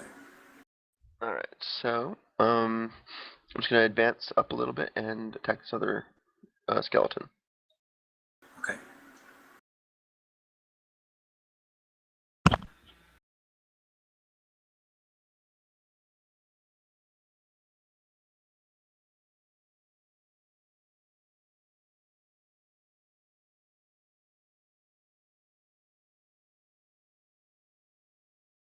Nice. You hit. Alright, 12 damage.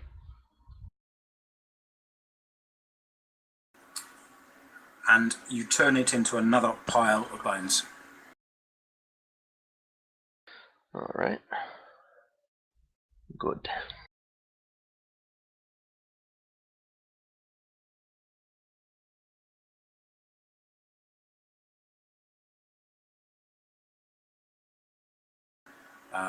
Griffin has gone AFK, but let's say he does a produce flame. Seems reasonable. At the range one.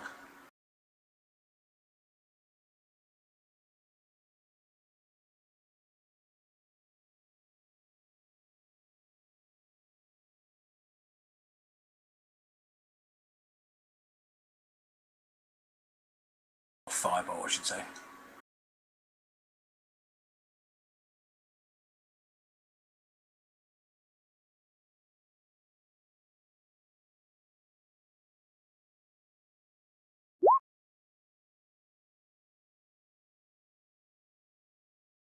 And he hits.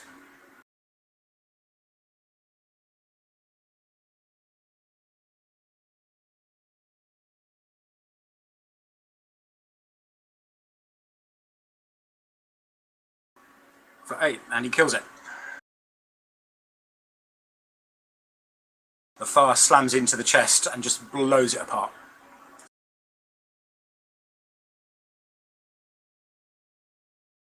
They're all down. And that's on your next. Is there anything else you want to do? Well, if they're all down, I am going to start inspecting the skeleton bodies. I will start with the melee one on the left. Okay. They are all dwarven skeletons, and they have the remnants of dwarven armour and the remnants of dwarven weaponry where applicable. So they're using hand axes and the shields they have, all very, very, very typical dwarven manufacture. The bows clearly aren't dwarven because dwarves aren't really renowned for making bows, but on the melee guys, yeah, that's what you've got.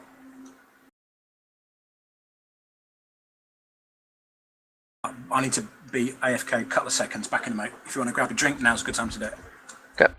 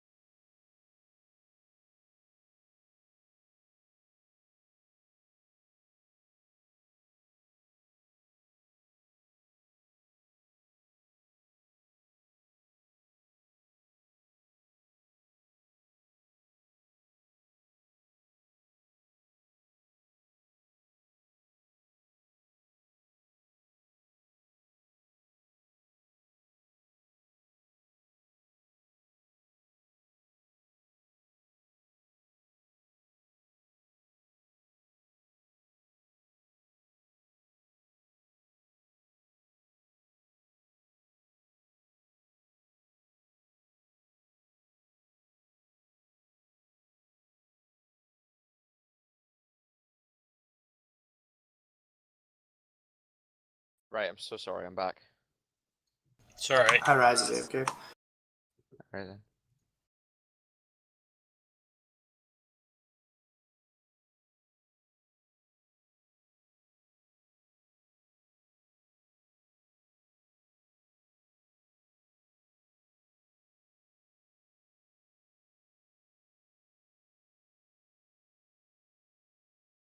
Right, everybody back?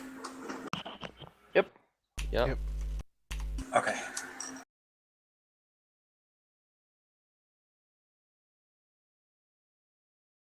Right. So yes, that's what you've got on the bodies, dwarven stuff. Sorry, what did I miss? Combat just end, and that's what Combat, yeah, well, you killed Yep. the last one, by the way, using a firebolt. It's one of your cantrips. Okay. I thought you'd do Alright. something like that. Yep. Rather than just ignoring you. Okay, doke. Thanks. Yeah, sorry about that. Something came up. Sorry, mate, it's not a problem. These things happen. Okay.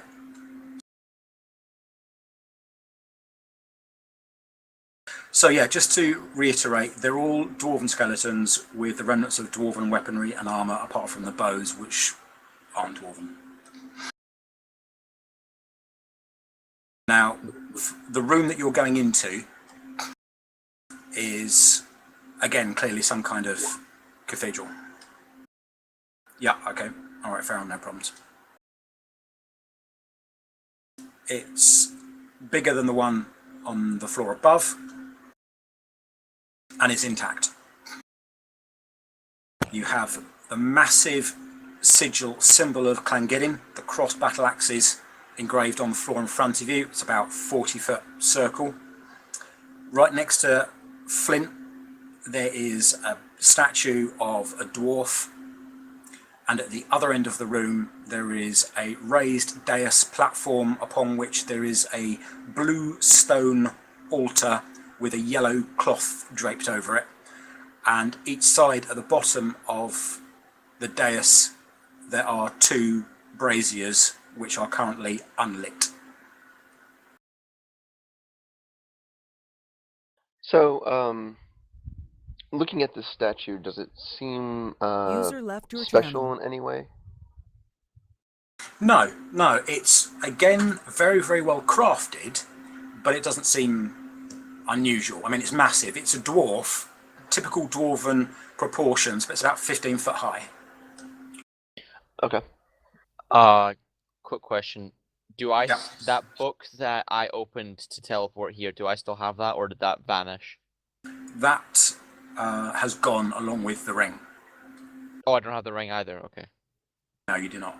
Well, if you remember, you picked up 2 rings. You've got one of them, but I think Sabin actually has that other ring. But out of the 2 rings which were identical, you still have one of them within the group. But the one that you used along with the book to open the portal, they've both gone.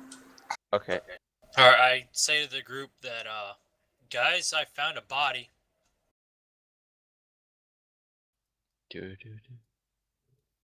Okay. Well, Oh, there better not be more Firefly bullshit in here.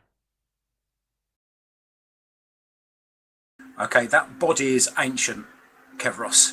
Oh. Yeah, it's not new at all. It's desiccated and dried, more like a husk. So what you have here, for just for those of you who are going into this room, which I think is all of you now, you've got a gold circle, and it is gold as well, I might add, with dwarven runes around the outside that are inlaid in bronze. And that circle is probably worth tens upon tens of thousands of gold pieces, as is. It looks like it was cast as 1 unit. Sure, got ya. In the middle of that, you have a step up to a platform that is maybe 6 inches high, 6 inches proud of the ground. And then the lighter coloured circle in the middle is a stone hemisphere, flattened, so more like an oval, flattened, and on top of that is a coffin, stone coffin, melded into this stone of the hemisphere. right. Can anyone read Dwarven? I can. Let me read it before we attempt to go anywhere near the coffin, just in case there could be any kind of curse on it. So can I read what's on the outside of the gold circle? Yeah, this is a blessing to the god Llangedin, the god of honour, glory and battle.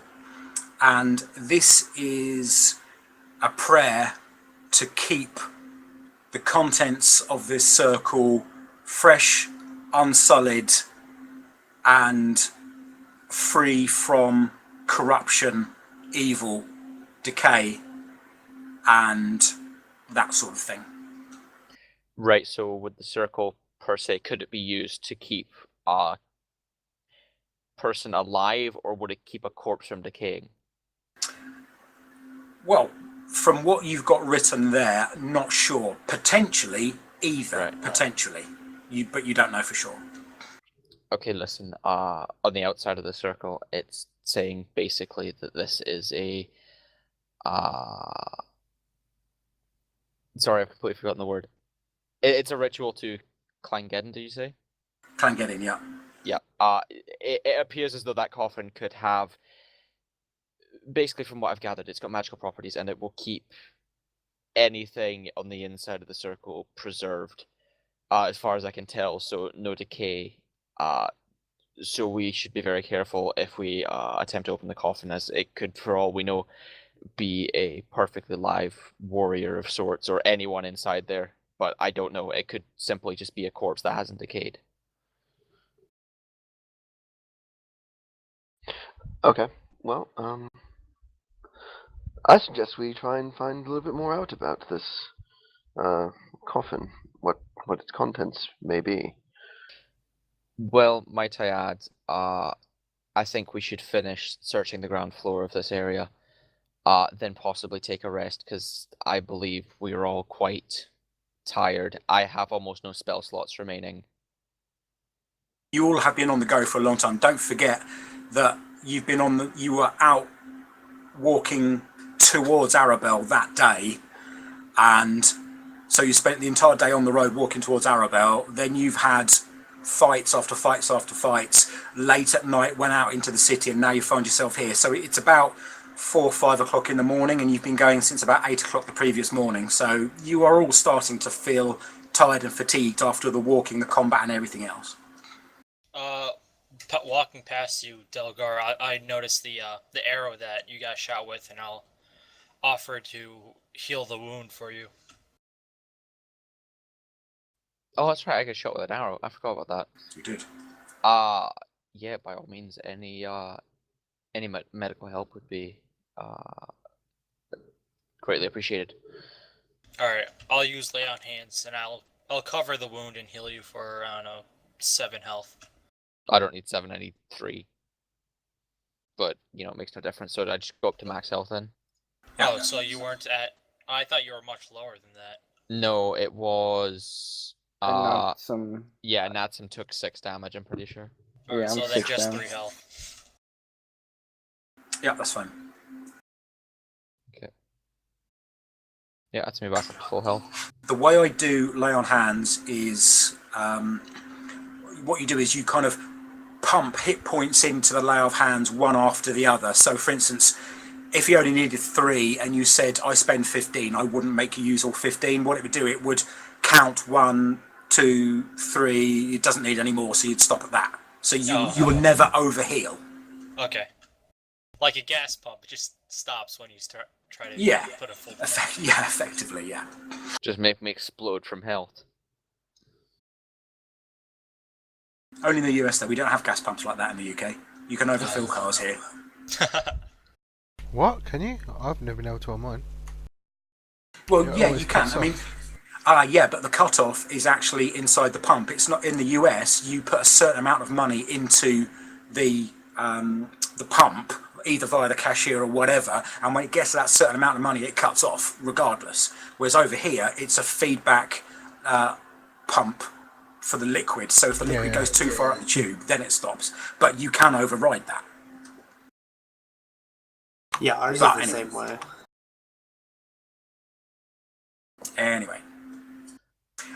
It's also worth saying that for those of you who are inside that circle, it does actually feel very peaceful and tranquil. Well, if that's the case, I say let's rest here. Maybe away from the decaying body. Yes, I agree. I don't see I can't see any major issue with this circle. It couldn't do anything more than benefit us. So yes, it could possibly be the best place to rest. Who's going to take first watch? I'll take first watch. Wake me up in 4 hours, and I can take the last half. Let me do it. I've only just come through the portal and haven't been through as much as you, I hear. We only need 4 hours to get full rest. Yeah, we're elves. We can sleep in 4 hours. So we'll be fine. Alright, well, I'm gonna kind of snuggle against the southern wall and get some rest. Okay, you don't feel quite as peaceful there, by the way, but you can do that. Where's the most peaceful? In the middle of that surface. circle. Okay. Well, then gonna- I will go towards the circle. Well, in the meantime, I'm going to get the skeletons. I'll line them up and say a prayer for each of them. Okay, you pile them up, and because they're all falling apart now, and you say a prayer over each one of them. That's fine. I'll just lie with my back against this semicircle and Hemisphere. just Sure. hemisphere, yeah, and go to sleep. Okay.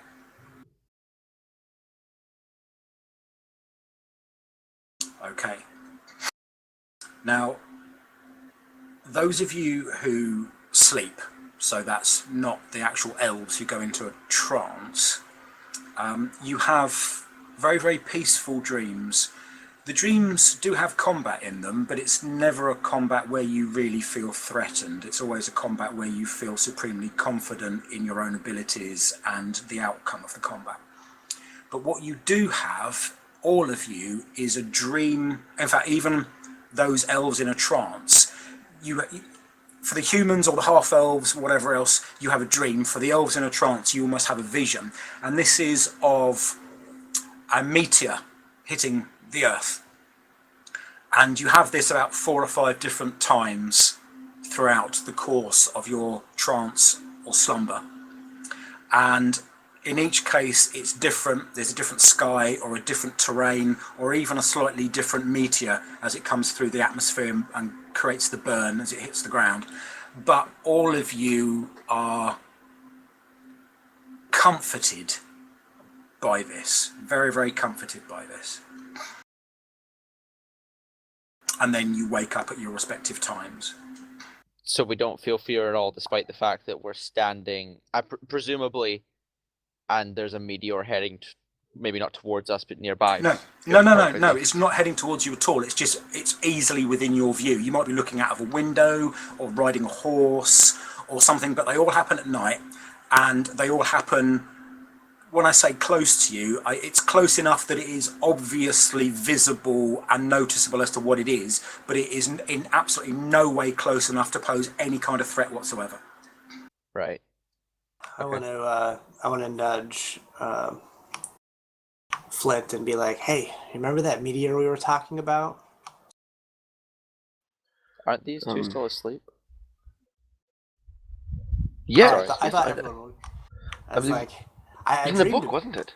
Yes, I dreamed about it. It flew down and I grappled it. I had tons of strength and I just slammed it into the ground. It's quite odd. I had a dream that with a meteor in it as well.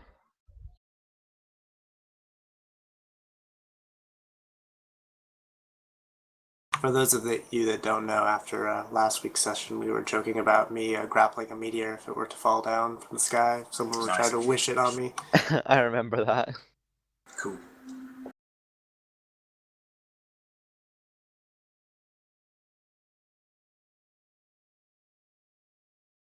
Okay.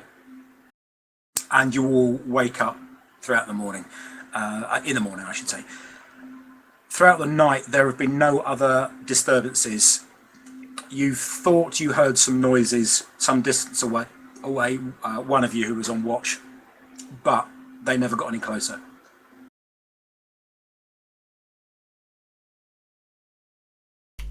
How much health do we regain from a rest like this? Is it full? Well, the You elves get full health and half your hit dice, I believe. But what about the humans? For We a don't. long rest. It's okay, we don't have any humans with us, so it's fine. Okay, so everybody gets full healed because of the elf thing? Oh, long rest still takes 8 hours. Even though you're on watch, you're still doing a long rest. That's correct.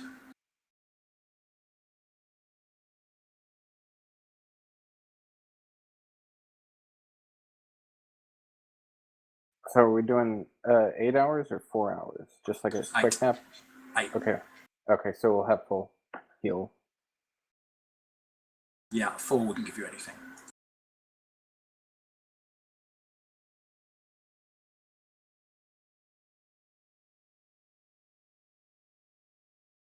Okay, so yeah, at the end of a long rest, basically, you get all of your lost hit points back, and you will get half of your hit dice back. So your hit dice is 3. It's rounded down, so you'd get 1 hit dice back. If you'd spent any hit dice on healing, you get 1 back. I get all my spell slots back as well, right? That's correct. Okay. Okay, so you get half your hit points back No, you get all your hit points back, but if you'd spent any hit dice during the short rest in order to roll them, because you know you can roll your hit dice at the end of a short rest and gain that many hit points back. Oh, okay. But So if but you'd we're- done that, you get Oh, okay. half of your total number back, rounded down. Oh, okay. Did you? Who's got the Book of Prophecy? I know I don't have it. Was it you, Anatsum, or was it Mutica? It wasn't me. It must have been Mutica then. Damn. So before he disappeared, he handed it to me. Yeah, you've got it. Because you were there when he bought it, right? I believe so. Yes. It was you, him, and the Wanderer. Yeah, I was there. Yes. So you've got the book.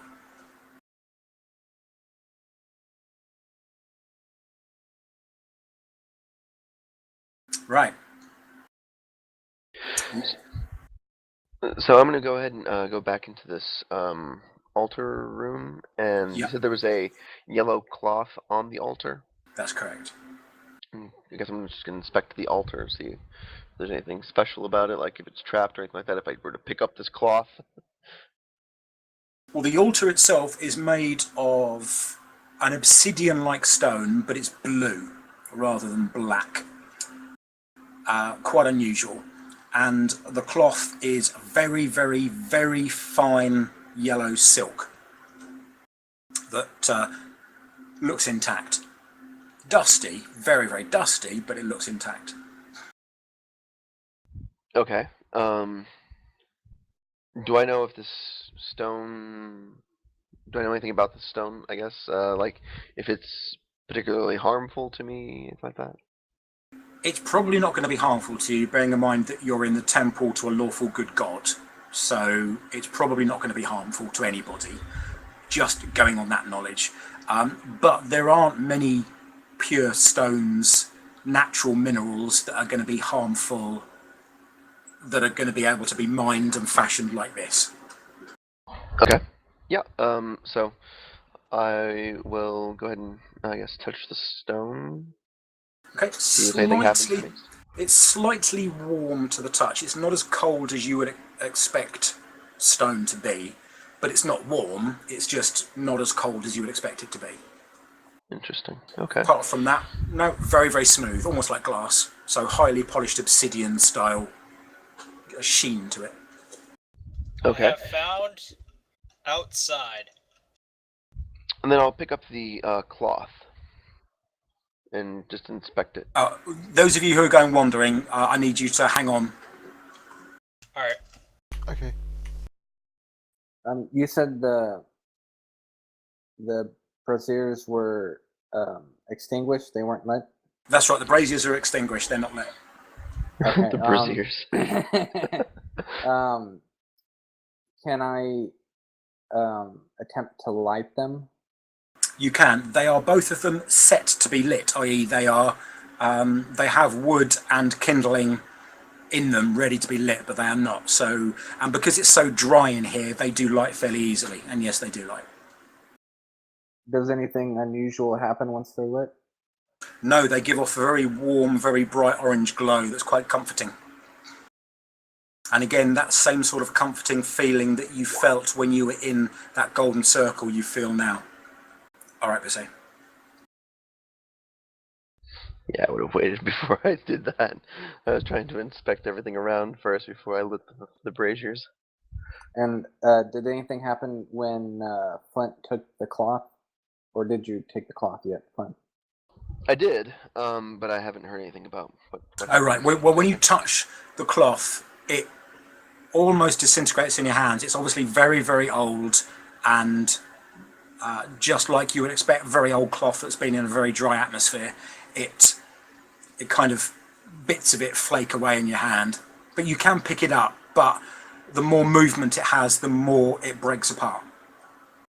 I see. Okay, well, I'll just try and very carefully unfold it and just try and see if there's anything, on the cloth itself, like as far as like writing or designs or pictures?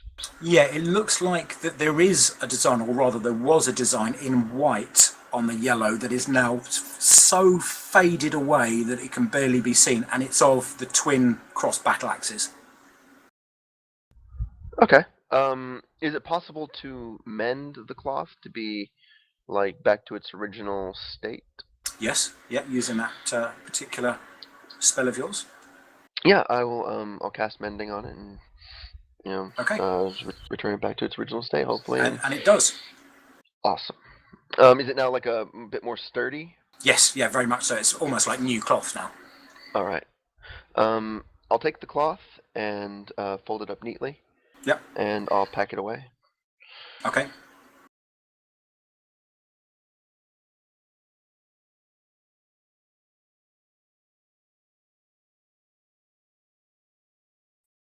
Right. Bousse has just gone AFK for a moment, but Rain, Yes. you and he have been wandering about, Yep. and from where you are, from there down in this direction, down in that direction, further down, there is movement, but it's way in the darkness.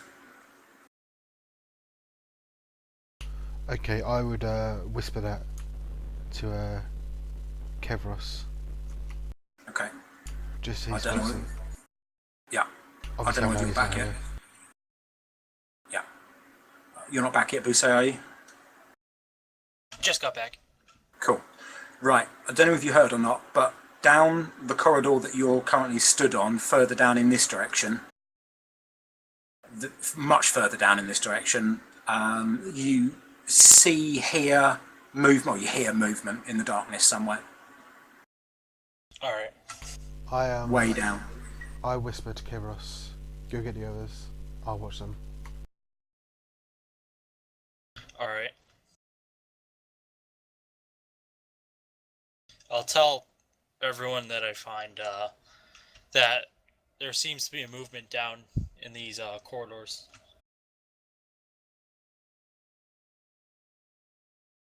Okay, I'm sorry. I don't know. Oh, sorry. Before we go further down, is there anything unusual just at like first glance that we see in this room filled with books? I know there's one out on the table. Is there any particular importance of this book? Without stopping and sort of having a look at it, no. You notice that all of the books are written in Dwarven. All of the spines have writing in Dwarven on them, all of them. So that's the first thing you notice. Okay. I'll continue down this hall. I'll come back after we've dealt with this unknown presence. Okay. I have a question. In knowing a language, is that considered knowing it rather fluently? Yes. Yeah. Right. Okay. So I'd be able to read something out of here if it was in Dwarven, since I know Dwarven as if I was, like speaking common. That's correct. Okay. Or not speaking, but reading common.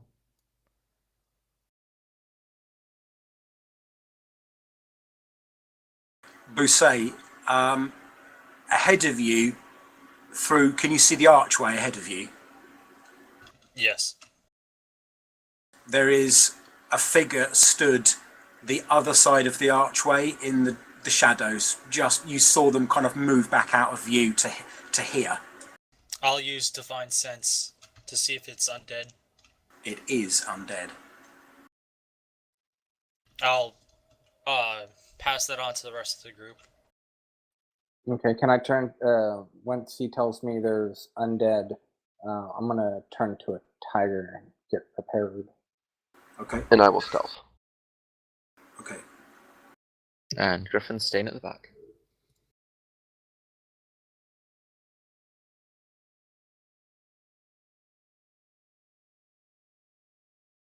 Okay, as you get closer, Bousse and Anatsum, there is this really rank, unpleasant smell. I need both of you to make me DC 10 Constitution saving throws, please.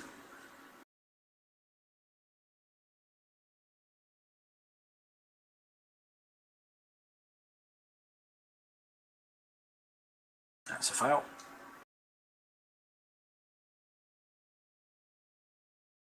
Where's Constitution? Oh wait, yeah, it's core stat.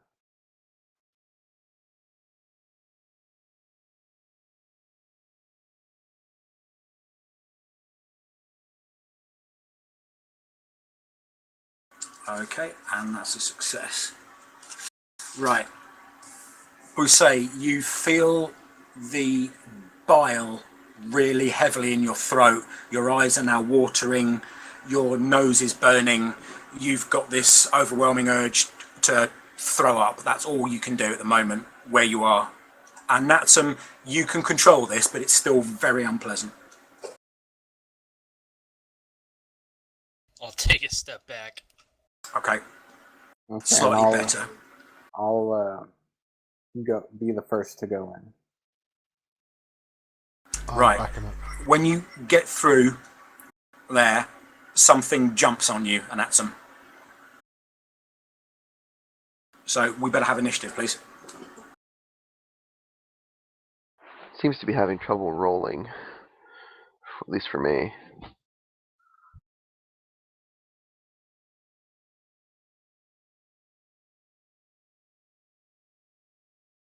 If I don't roll anything over an 8, I swear.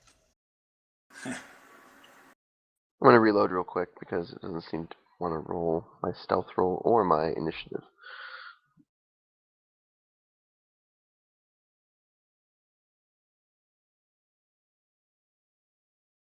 Do I get the opportunity to attack before initiative since I was backing and that's him up with my arrow drawn? No, because it got surprise. Okay. So are we all rolling initiative? Yeah. Of course. Don't answer that, I'm a dumbass.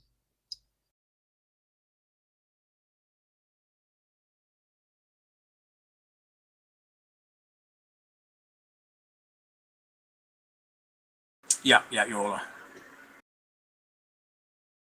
right. So we're missing Flint.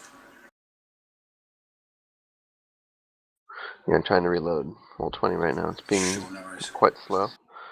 No worries. And we're missing Ferron as well. I rolled a 12. Okie dokie, mate. Oh, yeah, there you did. Apologies.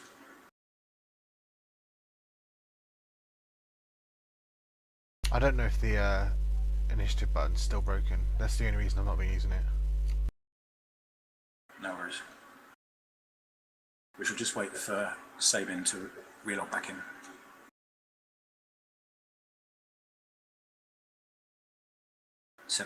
Okay. No, that was me. The initiative button is broken. I just realized that I'd been using the one at the top, so it doesn't really matter. It would only be 3 difference.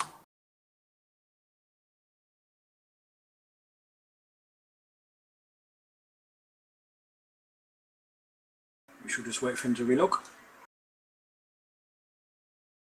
Yeah, I'm still trying. No worries, mate. It's all good. These things happen.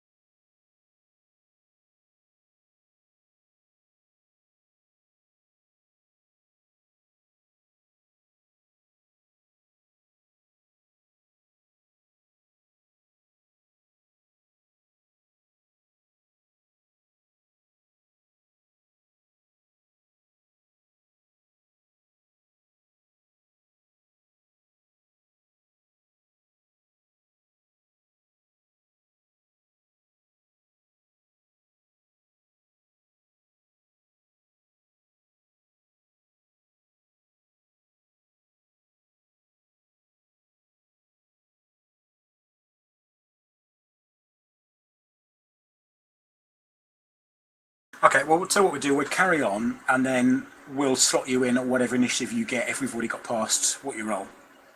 Okay. Yeah, for some reason it's just not letting me go to Roll20. I don't know why. Like, I Strange. can You access probably other lost connection websites. to Roll20 itself. Right, so first of all, the creature is getting the jump on an atom. So I'm just going to roll that.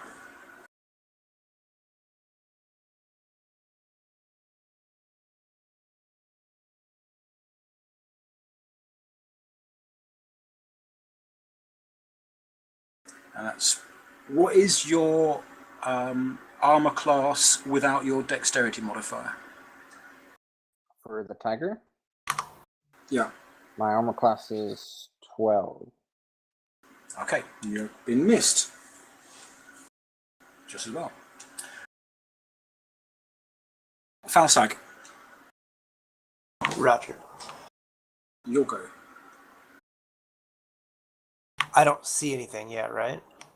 Yeah, you do now. Basically, from almost above, this creature just drops on the tiger. It was literally in the corner above the archway, wedged, and it just fallen straight on an atom. So you now see it. It's kind of a bipedal creature, greyish in colour. All right.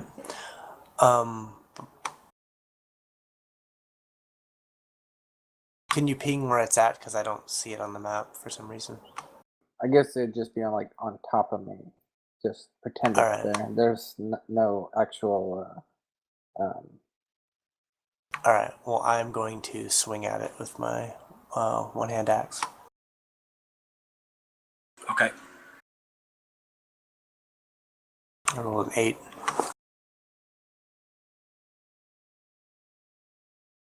There you go. Well, I think I'm going to try resetting my modem and see if that doesn't fix this problem, because Sure. I don't understand what the heck's going on. Just Okay, hold no on. worries.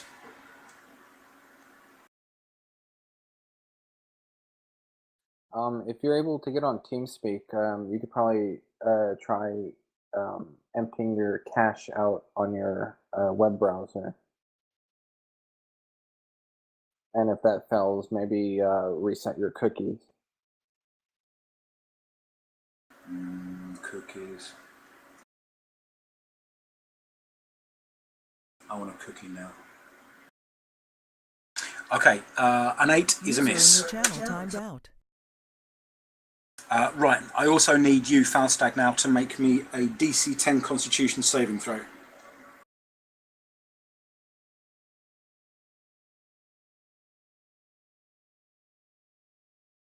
Easily.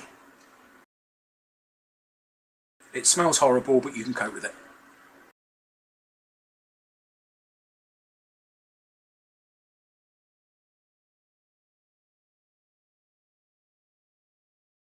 Okay, my go again.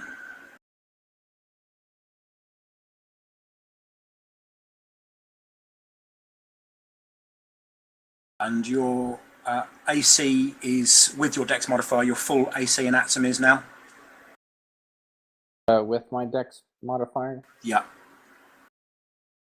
let me see. Dex. 14. Okay.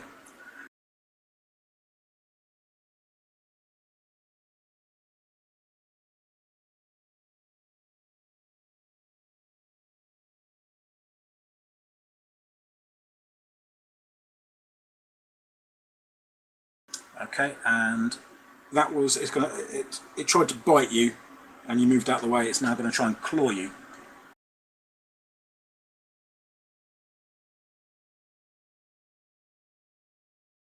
And it misses as well.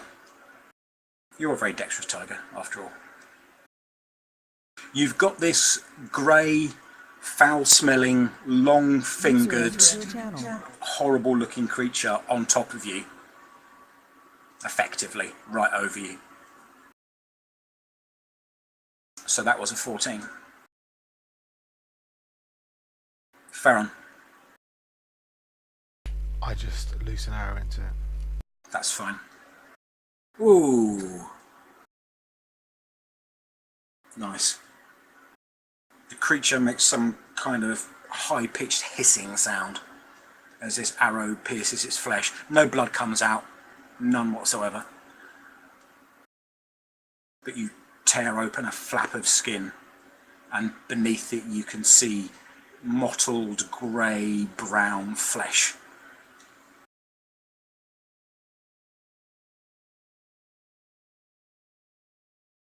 Griffin. Delgar? Yes. You are there, mate. Cool. Right, I probably need to move a bit closer. How far is this? Yeah, okay, so I'll move to about here, so 15 feet. Yeah. Do I need to make the D10? What are you doing? Or the You only need No. to once you step through that door. Yeah, Right, okay. once you step through the door, you need to make it. If you don't step through the door, you don't. It's very, very localized. And you can Right. smell this creature, but it's only once you're up close that it's eye-wateringly bad. Okay. Can I... It looks like there's a pillar here. Am I actually able to cast a spell towards it? Yeah, you can. You can cast it around it, yeah. Right, okay. I'll just cast Magic Missiles, level 1 spell slot, so... Sure. 3d3 plus 3. 3d4 plus 3. There, and I'll just loose them all into the, just him. Yeah. As- That is only Yeah, target. I was gonna say, shush, let's just... Okay. Yeah, it slams into the side of this creature, and you see the flesh crisp and blacken as each one of your magical darts causes it trauma. It rips through the skin, and you see muscle and bone showing, but it doesn't really slow it down too much as far as you can tell. And that's him. It tried biting me. Now it's my turn to bite it back. Oh, Okay. God. No offense, your jaw might rot off. 24, that's a hit.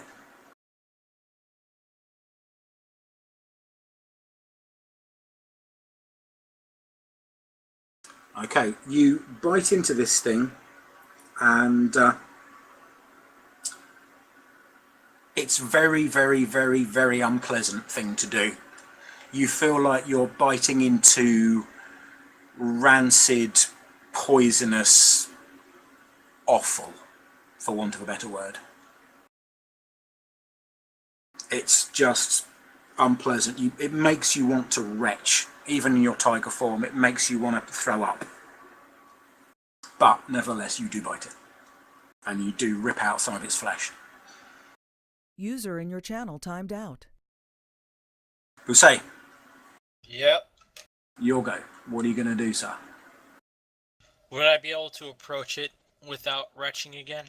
Or would I just have to make another save? You'd have to make another save. It's a DC 10 con check. Alright, then I'll try to approach it again. Okay. Oh, mate. And I'll try to run around it.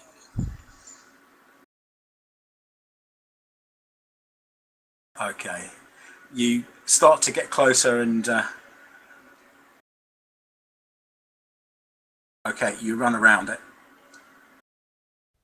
Some fine. little puke dribbles out.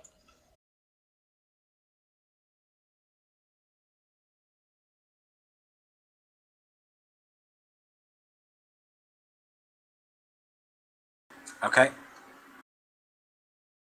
That was a 6. Sabin isn't back yet, so we're going to have to skip him. Falstag. I'm going to bring my axe around and slash at it again. Okay, you don't need to make another save, so please just roll me to hit.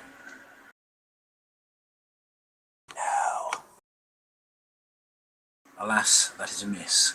You bring your axe round just as the tiger and this creature shift in movement as the tiger tries to dislodge him, and in the darkness and the foul stench that's in your nostrils, you just swing that little bit too wide.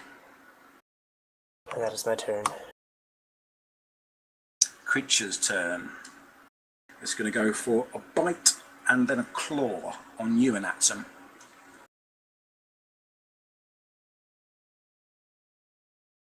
Bite first. It's a miss. Claw next.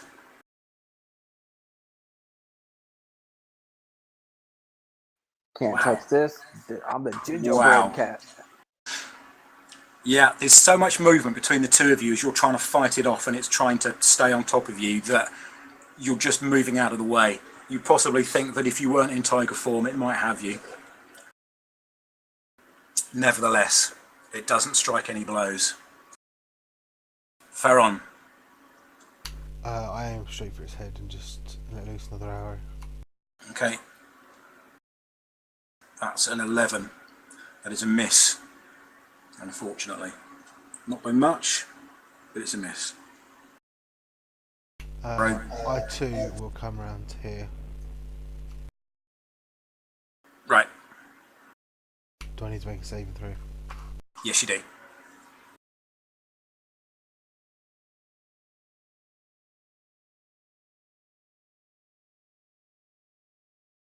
And you don't make it. So, again, much like Kevros, you have bile in your throat, your eyes are streaming, your nose is burning. It's the most unpleasant smell you've smelt in a very long time.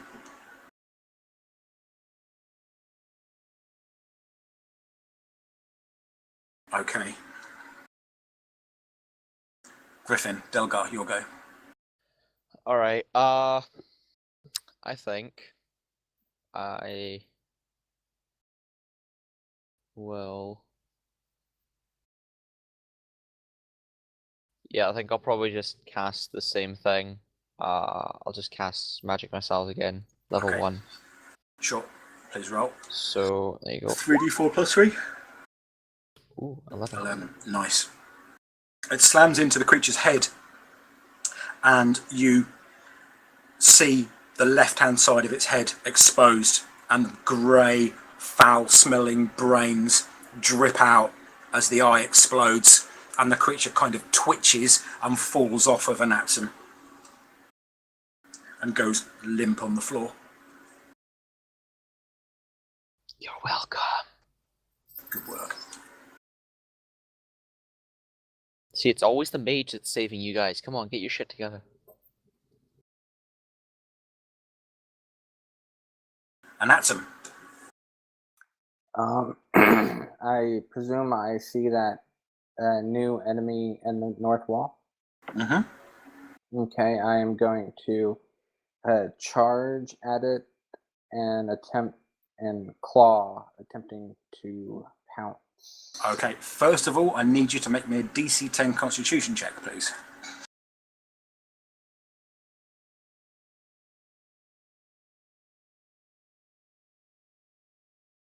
Ooh. Okay. Your senses are being overwhelmed by the unpleasant smell that is coming off of this creature, especially your acute tiger senses. However, you are still in control of yourself enough to attack the creature.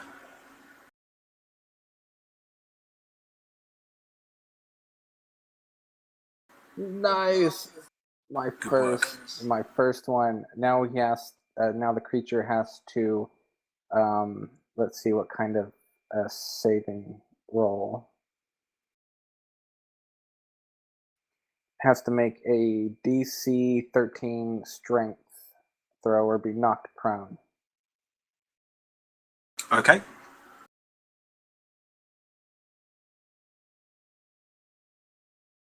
Wow, my dice are being crap tonight. Everyone is. You knock it over. And if the target is knocked over, then I can take a bonus action to make a bite against it. Okay.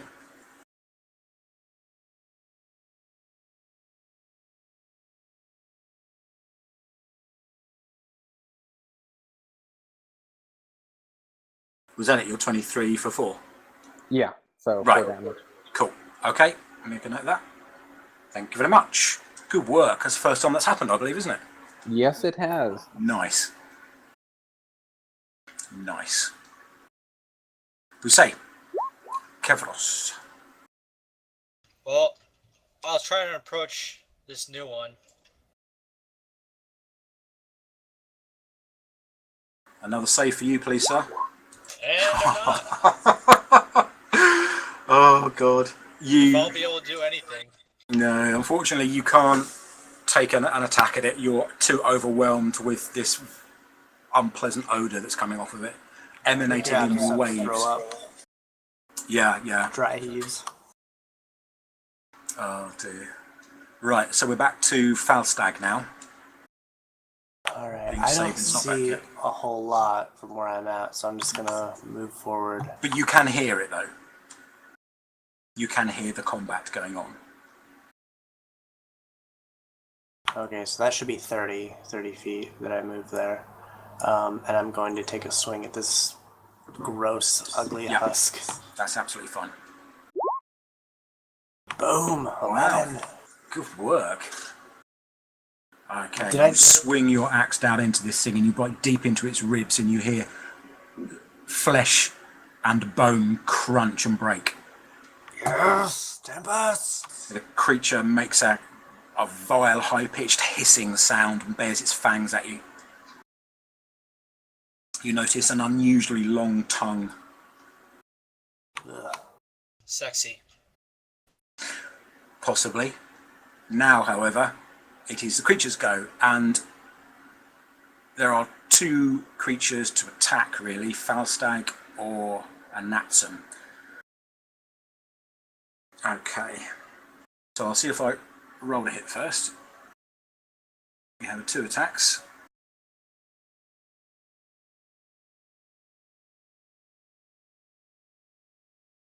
Okay, what ACs are you both?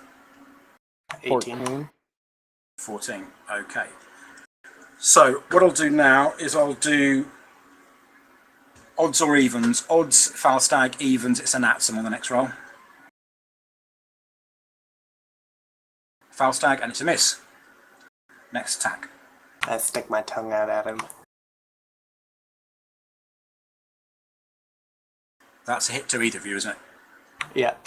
Okay, so I'll do it again. Odds, Falstag, even, and Natson. It's you and Natson.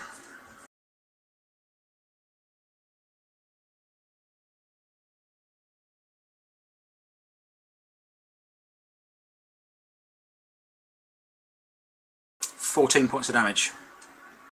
Jesus. Alright, I'm back. Okay. I got 37 in Tiger form. I need you to make me a DC 10 Constitution saving throw, please.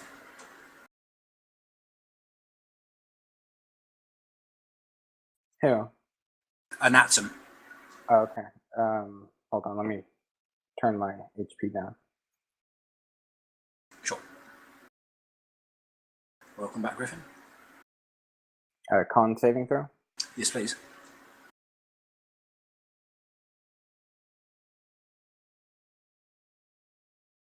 Okay. You feel as this creature, its claws that are covered in this black, foul liquid finally make their mark and bite into your flesh. You feel that whole area stiffen and your limbs start, the muscles become frozen and you cannot now move. You're paralyzed.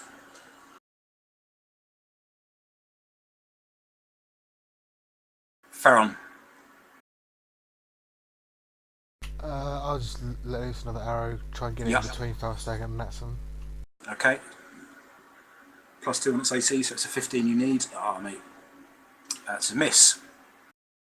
Fortunately, you don't hit either of your friends. Yep, go on, Karen. I was going to say, can I shift round to here without having to make a saving throw? Yeah, that's fine, yeah. It's only if you get within 1 square of it, basically, you need to make a save. Alright, that's the end of my turn. Delgar. Delgar is going to move. How far is this? My maximum move speed for this, or my maximum move for this turn to here. That's your maximum move. Yeah. Oh, is it? Right. Okay. Yeah. There then. Okay. Oh yes, I can still make an action on this turn as well, right? Yes, you can. Right. Then I'll cast magic missiles again. Okay. Seems to be my most effective spell right now. 8. Actually, What? okay, I've already rolled the damage, so I probably Yes, you can't have. retract this. So No. yeah, okay.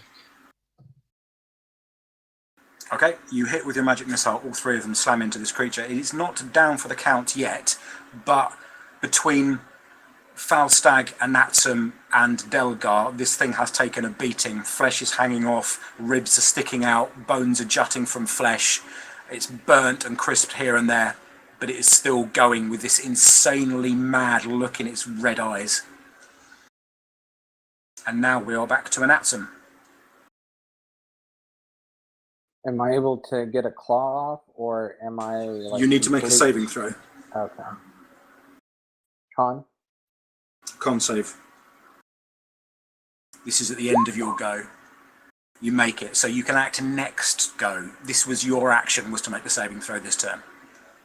It says here, the target can repeat the saving throw at the end of each of their turns, ending the effect if it's a success. So you're now no longer poisoned, no longer paralysed, but that was your action. Okay? Okay. Who say? Let's go for round number 4. Go on! Yeah. Yes! Now I will smite the ugly creature. Well, I'll do it if I hit. 10. 10 is not a hit. Alright. Its AC is 13. Close, but no cigar. Falstag. I am going to swing down on him. Sure. 14, is that a hit? 14 is a hit. And Great.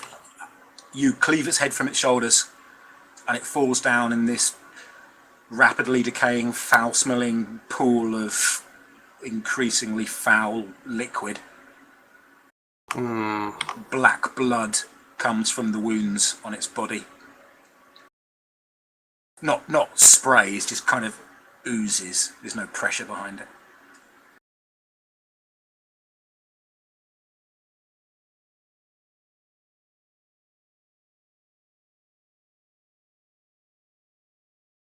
All goes quiet. Are we out of combat? We're now out of combat.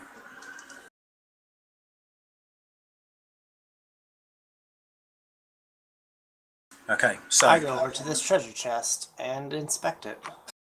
okay, well you search the room and you notice that there are a number of different chests in the room, and people go to each one. So we have Anatsum to the top, we have Falstag to the bottom, and Busey, you've got one next to you. You can look at that. Yeah, sure. Alright. Well, we'll do it alphabetically, so Anatsum. Actually, no, we'll do it clockwise. So, Anatsum. The chest is not locked. Am I able to lift it up with my claws? Ah, right, yes, you're in tiger form. No, it's got a hasp that you need fingers to open. Okay, I want to stay in tiger form for the time being. Right. You want me to open that one for you? Yeah, I'll let out like a whimper, hoping somebody hears it and unlocks this chest for me. Would that be animal handling? It'd be like, yeah. He's kind of pawing at this chest and making a mewling sound.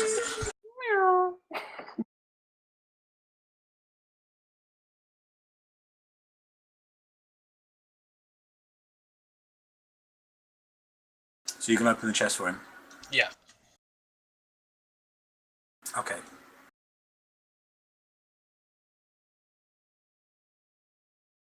Right. What you have in here is a set of chainmail armour, dwarven sized, in good condition.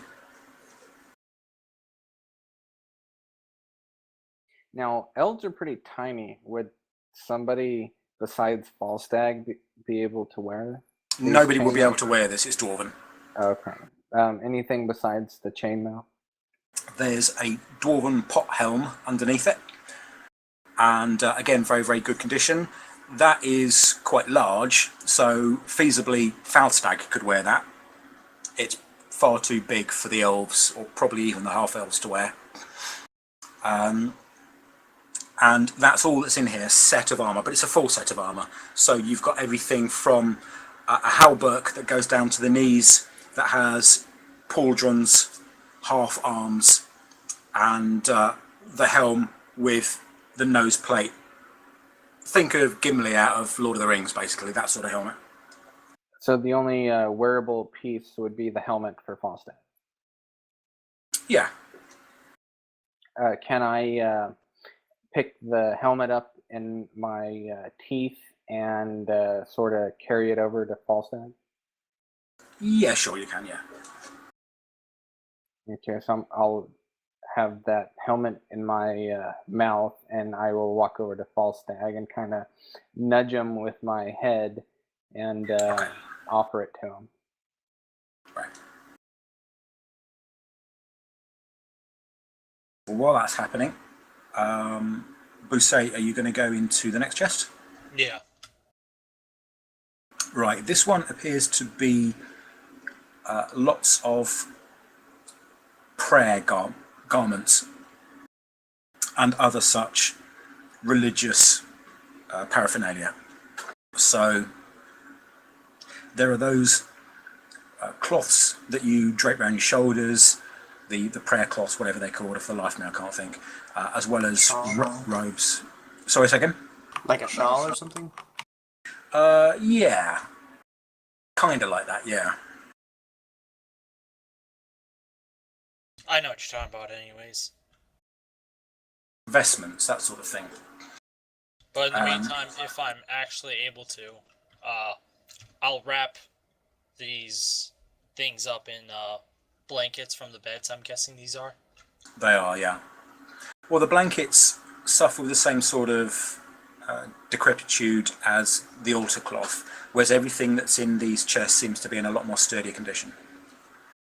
And that's only because it looked like the chests were not airtight, but protected the contents a lot more from the elements than just being out and in the rooms.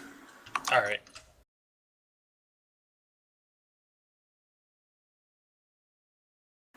So yeah, there's about 4 different robes in here, plus the stoles, the priest stoles that go around the shoulder, and there's a couple of prayer books in Dwarvish to Clangeddin in here, as well as some candles that would obviously, they're incense candles that would obviously go on an altar before prayer and things like that. So it's all to do with prayer in this chest.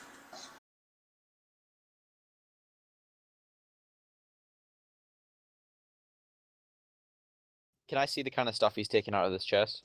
Oh yeah, quite happily. Alright.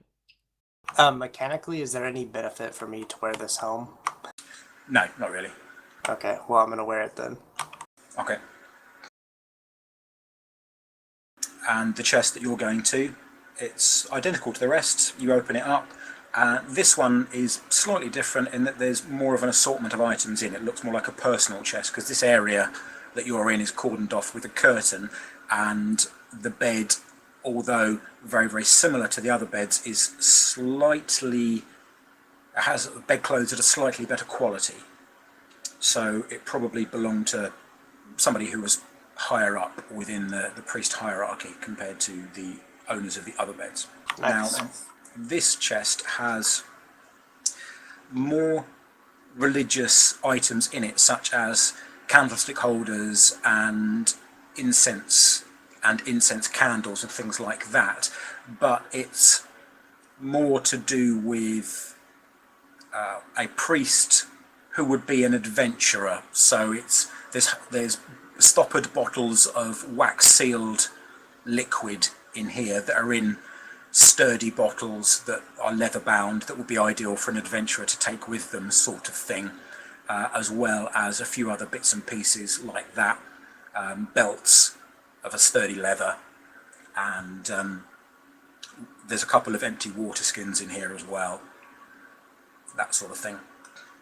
There wouldn't happen to be a spell pouch, would there? No. Oh, actually, speaking of which, I at the beginning of the game when you were talking about that, is it basically just like an arcane focus then? except a bit less. So basically, would it be redundant to have that and Yes. an arcane focus? Yes. Yes, it would. Right. Well, can I just give? I have a spell component pouch. Can I just give that to him? Yeah, but you've got a wizard spell component pouch that's not going to be terribly Oh, useful. right. Okay. I didn't know. Okay. No, it's fine.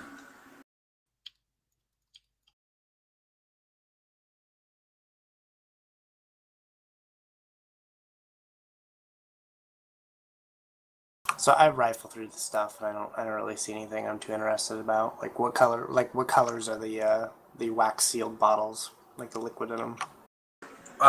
They're metal flasks, small metal flasks that are round in shape, flattened round. So I can't think what it would be. Like a flattened round flask. Does that make any sense to you? Yeah. With the stopper along the edge, and it's all leather bound and covered and sealed in wax and leather thonging. So like a So small you can- Erlenmeyer? Say again? So like a small Erlenmeyer? I don't know what that is. It's a chemistry flask. It's Flat like a bottom. triangular with a Yeah. round bottom. It's like a conical shaped flask, I guess. Oh right, yeah. Not quite. No, it's because it's flat rather than conical, but it's a circle. Hang on a minute. I'll draw it. I think I understand what you mean. I have a bottle of tequila downstairs that I believe has this shape. Can you see that? No. What are we looking for? Oh no, hang on. Is there any like journal or anything in here that I could maybe use to find out what the flasks might be? No.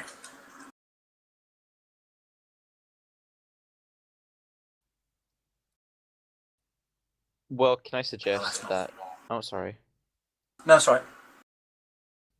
I was just gonna say, could we suggest that, or can I suggest that we take the religious items back to that altar and see if we can't do something with them? Obviously, after we've finished exploring the area.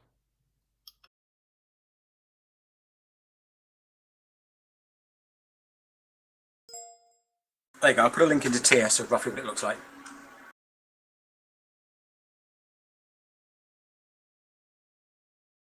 Oh, we're still trying to decipher, or not decipher, but decide what it looks like. Okay. But leather bound. So like a flask, a rounded flask. Yeah, like that, basically.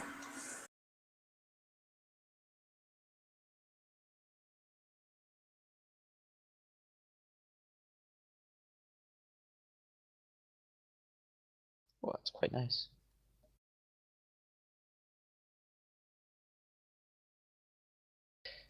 Can I go over to this bookshelf here and see if there's anything of interest that catches my eye?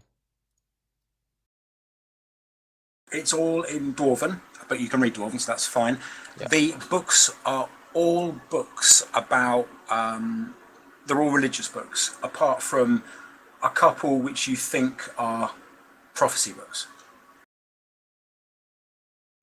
Can I perhaps take one of the prophecy books out and just kind of skim through it? Yeah. The first thing you notice is, on very, very casual glance, is it mentions a falling star. Well, I'll turn to the rest of the group. Well, actually, have we discussed the fact that we all had that dream last night? Not as a group. Balstag Nope. mentioned it offhand to like save him. Right, okay. Well, I think I'll just take the book for now, and then we'll leave it at that for now. Right. Alright, Falstag, did you want that helmet I found?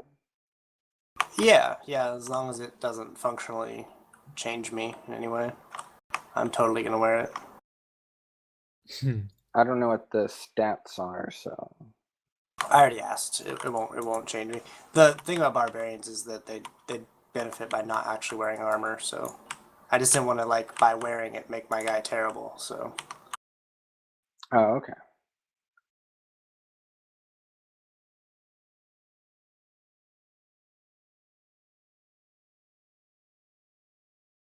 Oh yeah, quick question about shapeshifting.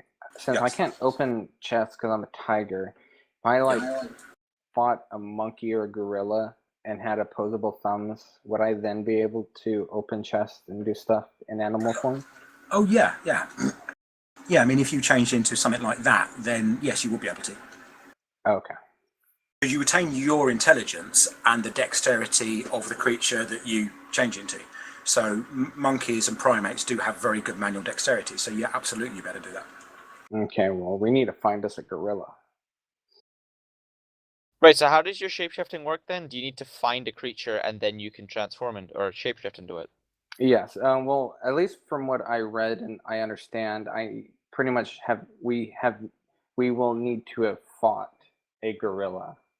you just I have to can't. encounter it. You Yeah, you sure? just have to encounter it. Yeah, it says you can use your action to magically assume the shape of a beast that you have seen before.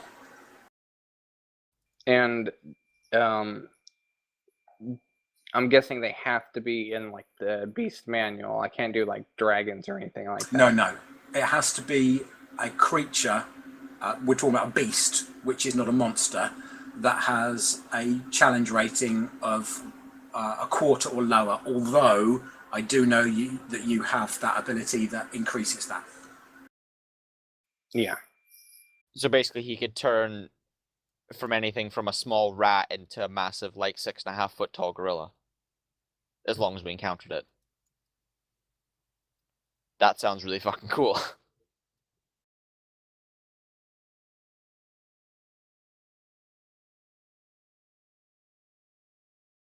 Where are we?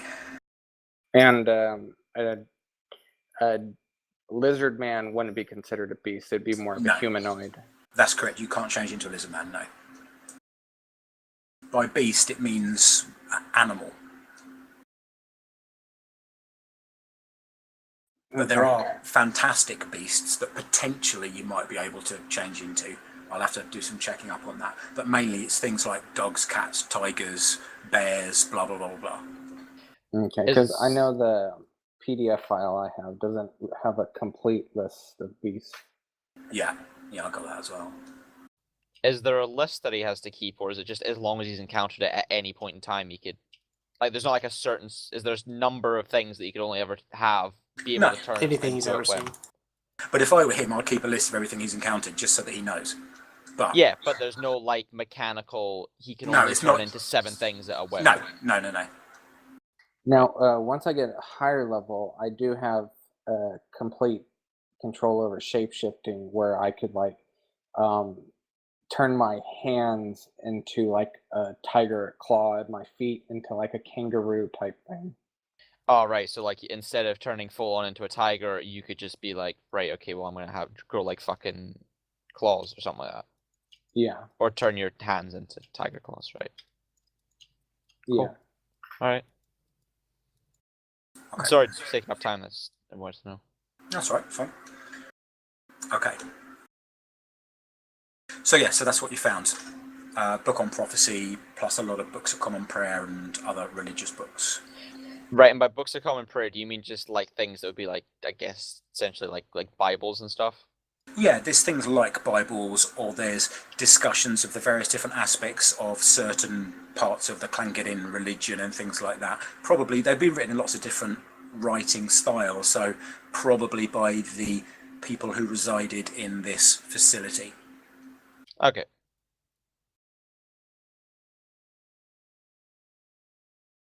Since nobody's inspected any of the beds, I am going to let out a feline whimper, kind of like pointing my like pointing towards the bed, Okay. and hopefully somebody picks up on that.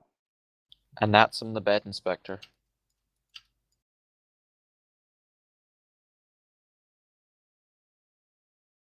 Well, who was it who had... What was it? I can't remember what the skill was called. something that was going to help them. I don't know.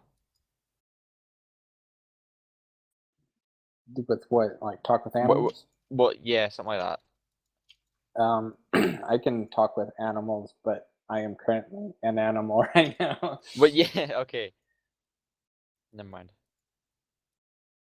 I actually have speak with animals, but I wouldn't spend it on something like this. Yeah, no.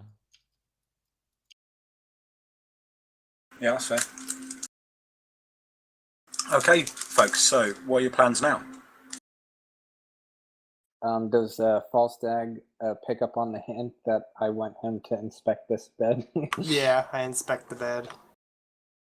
It's just a bed. Nice feather mattress, but just a bed. Well, I'll tell people that I did see the outside. No, you didn't. I didn't. I stopped No. before. You should have stopped before. Yeah, I didn't see what you were doing off screen at the time. Oh, okay.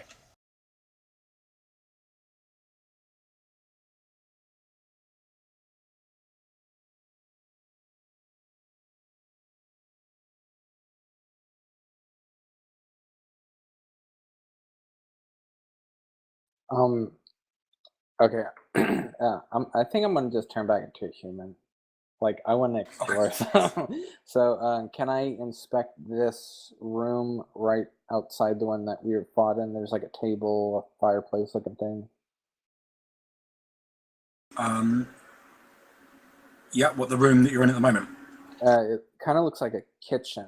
It is. It is in fact a kitchen. Is there anything unusual about it besides food, drink, and stuff like that? No, there's an awful lot of rotten mess that presumably some very, very long time ago would be food. Okay, so it doesn't look like anybody's cooked or used this kitchen in a long time. Not in a very long time. Very, very long time. User disconnected from your channel. And in this room with the two beds, it looks like there's like a nightstand type deal. So a writing desk. Okay. Is there anything in it, or I can't read? I'm assuming it's dwarven, so I can't read what's written on it. That's correct. Unless you can read dwarven, yeah. But is there anything in that chest between the two beds? Yeah, there's parchment. Okay. In the chest, it's a table rather than a chest, but and no, it's empty. There's a couple of broken candles and a candlestick holder on the floor.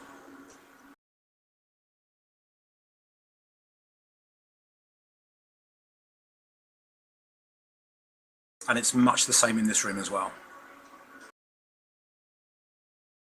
Right, the rest of you. I'm conscious that others of you want to do stuff as well. Right, stay where you are on Atom. I'll come back to the others for a moment. Has anyone been in this kitchen-looking thing here, or is that just where you were? Yeah, and Atom's been in there. Right. Okay. I didn't know if that whole conversation was there. I only just moved my character over here. Yeah, that was the kitchen that had all the rotten food in. Actually, can I just go in, because I'm just curious, can I take a piece of rotten food and just put it in my bag? Like, literally anything. Well, when I say rotten food, it's almost rotted away. I mean, it's an absolute... Oh, right, okay. It's ancient. It's like if you leave an apple, and you leave an apple on the same surface for 10 years, then you leave it for another 10 years, and another 10, and that's what you've got. It's just virtually there. And welcome back, Sabin. Hi. Yeah, so that was really strange. Apparently there was something going on with the modem. I had to call the internet service provider to get them to fix the problem. Ouch. Yeah.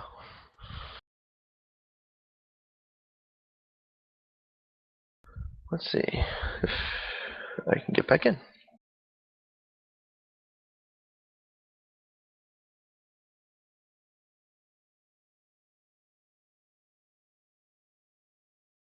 So what'd I miss?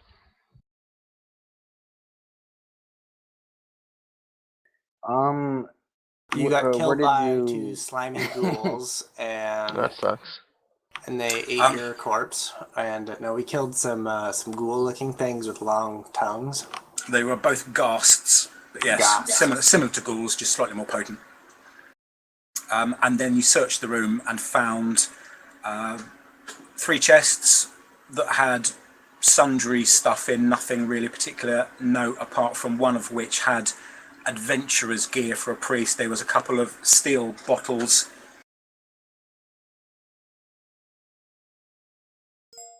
If you look in TS, there's a link to, sorry, not steel, metal bottles, there's a link to one of them. And there's 2 of those, and they're leather bound, wax sealed with leather thonging round them. So in order to open them, you'd have to break all the seals in order to open them, and they're all metal, so you can't see what's in, but there's liquid in both of them. You also found a book of prophecy that Griffin mentioned, talks about a shooting star hitting the ground, but he hasn't read it in detail, he just skimmed it.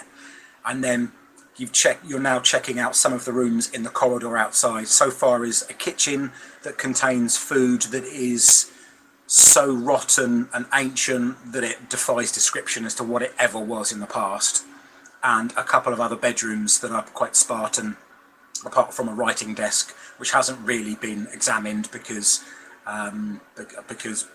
reasons. Okay.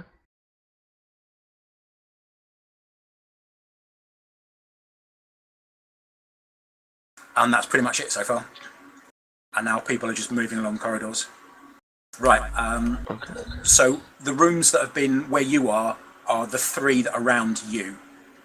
So the one just below to your left is the kitchen, that one. And the 2 rooms above and below you, those 2 above and below you are both bedrooms. The one to your south is the one that has the writing desk in. Okay. And we haven't got to that. And that's just about to search that one. And that's pretty much where we've left it. All right. Yeah. I'll just kind of listen in while I kind of get back into my element here. Yeah, sure. Right. Well, let's deal with Kevros, Falstag, and Ferron for the moment. Well, I'm happy to just like stand here and watch guard. Like, I'm not necessarily interested in any of the like loot or anything like that. But right, I'm happy to I'm happy to just wait while they do it. I'm not actually doing any looting. Okay. So just a short description of what the rooms are, then I'd move on. Okay, this looks like an alchemist's room. You've got alembics and other such flasks and containers on the table in the middle. Then you have 2 obsidian angled tables with drawers in them to the north and the south. Is there any books in there? No, the only thing that's on show are all of the various different flasks and alembics and that on the central brown table. Everything else is empty. Right, that room next to you looks like a guard room, and that is a weapons rack in the wall opposite. I push Kevros aside and I just like run into there and I start like looking at all the weapons. They're all blades, various different types. There are axes, swords, daggers, that sort of thing. They're all old, very old, and none of them look particularly spectacular, and probably you'd need to reforge quite a few of them in order to make them serviceable now. In fact, actually, you're a smith, aren't you? Yep, I want to spend like at least 20 minutes inspecting them. Let me have an intelligence check from you, please, because you're a smith. Oh god, intelligence? I don't even know, know if I right? have any. Well, okay, hang on, because you are a smith, so I should give you a bonus. We just do it with advantage or something. I don't know. Yeah, all right. Let you do it with advantage. 15. That's good enough. Okay, you think these weapons are 200-300 years old? Just looking at how the metal has aged, the rust and so on them, and you're fairly sure that virtually all of them are going to need reforging in order to make them useful. Some of them, the first hit will break the blade, or it'll snap the pommel from the quillions, or it'll do some damage, but none of them are in particularly good condition. Okay.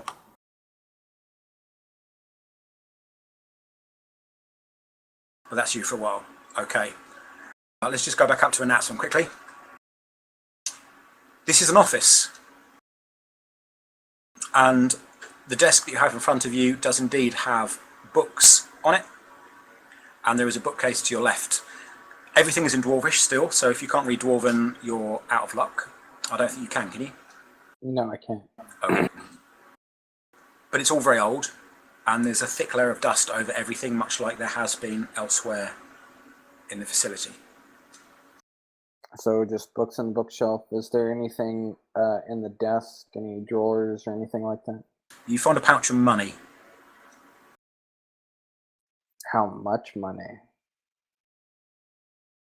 There's actually 40 gold pieces in platinum, so there's 8 platinum pieces in a bag. 8 platinum? Yeah. Sorry, 4 platinum. Sorry, not 8 platinum. It's 10 gold per platinum. It used to be 20, and that's the way I've remembered it. Sorry, it used to be 5. Okay. So just the money and nothing else of particular value or importance? Well, there's a couple of books in there. One of the books looks like a ledger of some kind. You've seen ledgers before. A4 foolscap sort of sized book. Thin, and the writing within is in columns and very structured, so it's obviously some kind of ledger of some kind, but as to what it says, you don't know. Okay. Do any of the books have like a particularly fine binding, like real high quality leather or anything? Yeah, a couple of them do. In fact, one of them, as you scan the bookshelf, you notice has got what looks like there's a comet on the binding, a falling star. Okay. I can't read Dwarven, but the falling star piques my interest, so I'm gonna grab it and take it to one of the party members that can read Dwarven. Okay. Which is, I forgot, who can read Dwarven? Griffin. Delgar. Okay, so I'm gonna, where is this guy? Where are you? Well, Delgar is quite away. What are you doing, Delgar? Well, I was actually gonna start making my way to where they went, but yeah, it's been a long. Well, that's fine. You can do that. I know it's tricky trying to do you all in turn when you'd all be doing stuff at the same time. So yeah. There we go. All right, so you're all here. Yeah. Okay. As soon as I run into Griffin, I'm going to hand him. I mean Delgar. I'm going to hand him this book and ask him if he can read it. If there's anything important of this book.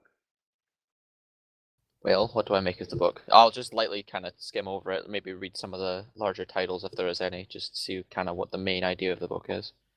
Right, well, it's another book talking about a falling star, purely about a falling star.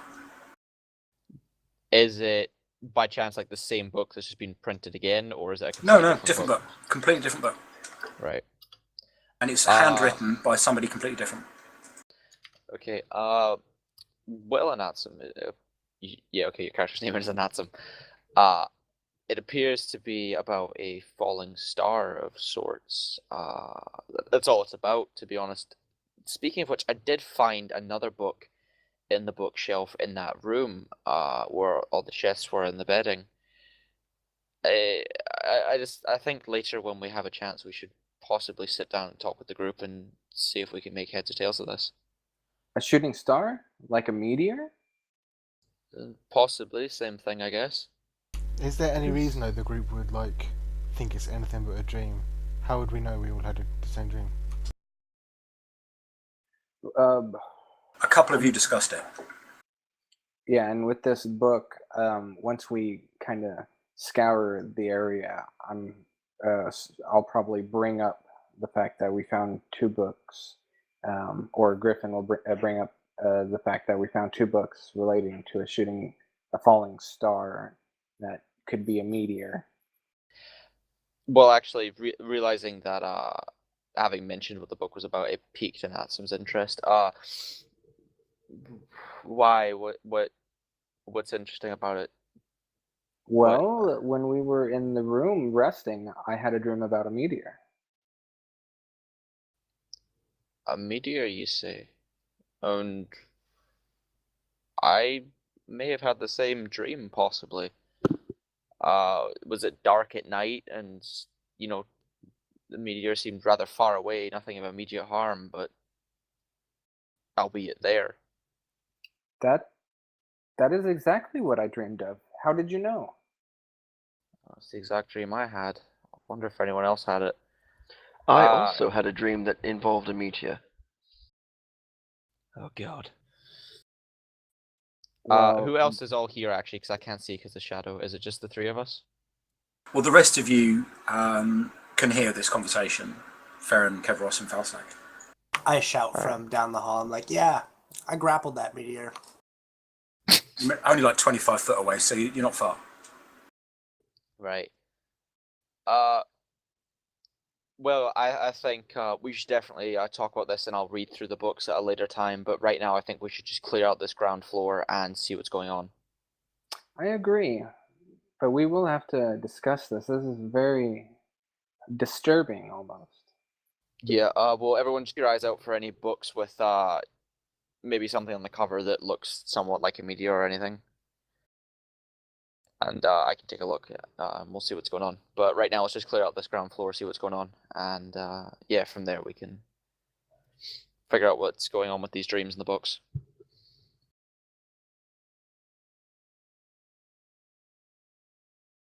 All right. Okay.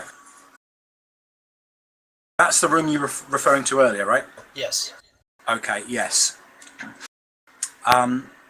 What you've got here is a weapons rack to the west wall that has weapons on it, swords. There's a couple of weapons on the ground. And you can all hear rushing water, and you can see out of the slits, the arrow slits ahead of you to daylight. Now, your vision is somewhat dulled by the fact that you've been walking around in darkness for the last, well in excess of 12 hours. So the sunlight through these arrow slits is bright and blasting and just really intense in your vision. Can we peek out through the slits to see if we're like on an elevation of some sort, or is the grass and like the outside just right out? Okay, so you can't get out of the arrow slots because they're too thin, but you are about 150 foot above the water, you think, to your right. As you look out of the southern window, there is a waterfall that's crashing water down at some hellish rate of knots, and you certainly would not want to be in that raging torrent of a river. You would get swept away regardless of what you're wearing, and if you were wearing metal armor you would die. It's moving at a hell of a speed.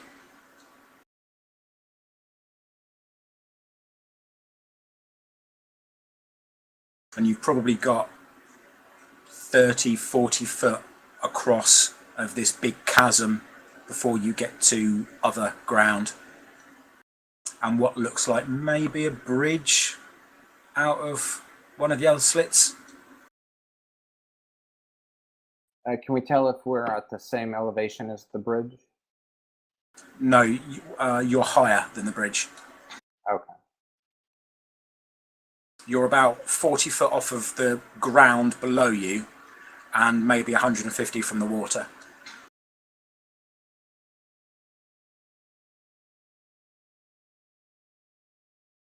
For you, Falstag, if you examine the weapons in this room, they're useless. They've been the salt Oxidized. in the water. Thank you, oxidized beyond use. They're useless. They're only good for melting down into slag.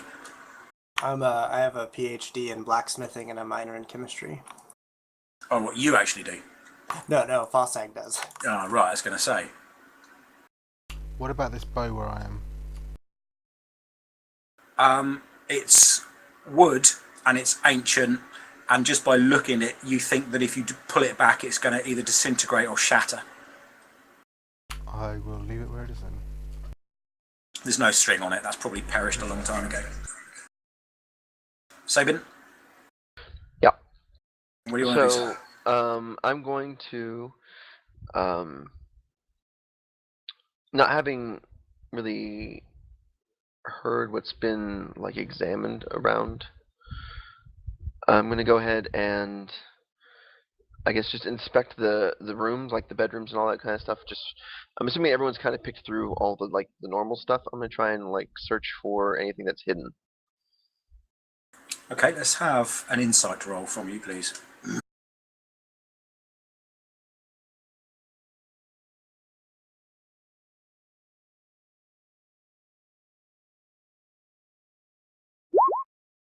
Oh, beautiful. Right, so the room that you've got right ahead of you has this lovely, big, ornate, lavish writing desk. And you decide to start with that one. Yep. So you run your hands along the surface and underneath the drawers, and then you find a knobble on bottom of one of the drawers, which, as you run your fingers along, indents and presses in slightly. And you hear a bit of a click. It hasn't gone fully in, but you hear a bit of a click. Okay. Yeah, let's just go ahead and just depress it the whole way. Okay, you press it the whole way, and a part of the very ornate, patterned front of the desk slides out, pops out on a spring, only about an inch or so, but it pops out, and you see it looks like some kind of platter that's velvet covered, but you need to pull it out to get more detail. All right. Yeah. Well, what do we have here? Pull the whole thing out and. Okay. Do you know some computer desks have a keyboard tray that slides out? Yes. It's exactly sort of like that, but it was hidden in the front. So you pull that out. And what it is, it's an ever so slightly recessed velvet, purple lined velvet platter that's got the gold embroidered Llangedin symbol embroidered in the very, very middle of it.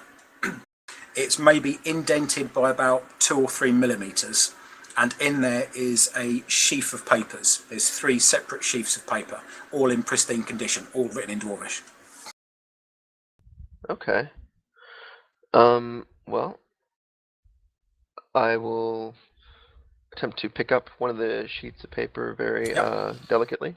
Does it look like it seems, or I'm sorry, does it seem like it's going to disintegrate in my hands or anything like that? No, it doesn't. Okay. So I'll take those out, put them on the desk. And is there anything else in this, or is it just those papers? Just those. All right. And the velvet, is it sort of sewn into the desk, or is it removable? No, it's not removable at all. No, it's part of it. All right. Right. Well then, I will take those sheets of paper and attempt to go find Delgar, since he's the one that can read Dwarven. Yep. Well, I'm just over by the battlement thing. Say again, mate.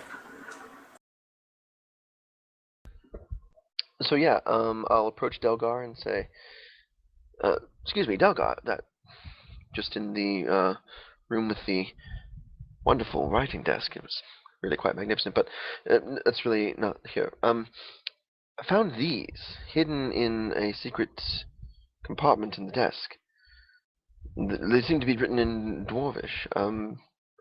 Could you perhaps read them?" Yeah, give them here. I'll take a look, see what I can make out of them. So I will hand them to him. And what do I make of them? Right. Well, the first one is a letter, and it's you scan through it, and it appears to be addressed to the high priest of the Temple of Llangedin, and it mentions that the whole church must fade from history as quickly as possible, because it's due to play a very, very important part at some point in the future, and it must remain hidden and unspoiled until the right people come along and unlock its secrets. It mentions, and you will know who they are when they arrive, should you still be at the temple, although we believe the most prudent course of action would be for everyone who resides within to remove themselves from the temple to another temple of Llangedin, and it might be a good idea if you don't bring the contents of this letter to the priests that are underneath your command. There will be somebody left within the facility who will be a paladin, and this paladin will keep the temple from falling into disarray, and there will be spells that ensure that should anything untoward befall the church, he will be awoken from his slumber and he will come out to defend it from those that wish it ill. In the interim, the tower, and this is in capitals, the tower shall remain inviolate. Nobody shall enter through the doors or through using any other means. There shall be no scrying, and in fact scrying has been expressly forbidden, and also the ability to scry within the facility has been removed through the use of spells and other duermas. But the tower shall remain unsullied until those chosen to open it finally breach the doors. And it's signed High Priest, the Church of Ilmater in Suzail. Was that the only piece of paper he gave me? Because didn't you No. say there was like 3 or something? There are 2 more. Yeah, hand them all 3. Right. One of them. Oh, sorry. Sorry, the other one of the second sheet down is weird. It only has one thing on it, and that is a really well calligraphied and illuminated in the sort of script that monks illuminate many hundreds of years ago, letter, single letter, and that letter is B, capital B, but in illuminated and in an illuminated script. Right. Quite weird. So I presume this would be the B equivalent in Dwarven then? No, it's common. B. Oh, right, okay. Alright then. And what about the third piece? Third piece is completely blank. Right. Alright, well, Sabin, or not Sabin, Flint.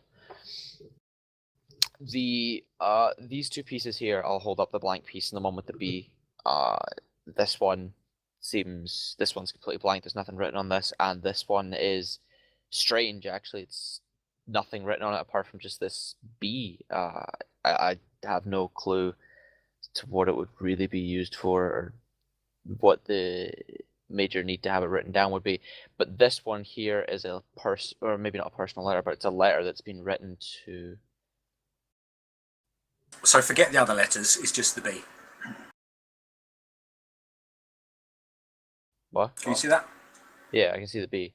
Alright, forget yeah, the so other 2 letters. forget the E and the A and the N, it's just the letter B. That's all that's on that. And it fills up the page much like that. Alright, okay, I thought you were talking about like the other letters in the personal one. I'm like, what? Alright. Okay, Right. Well, you suppose it means something, this B. I don't quite know, to be completely honest. I mean, this whole area seems to be very religious in, not really in its construction, but just in the contents of the area. I believe the best person to ask about this would probably be, I can't remember who's our religious person. Is it the paladin? I can't remember who Well, the paladin, but then I also have religion. Oh, right, okay.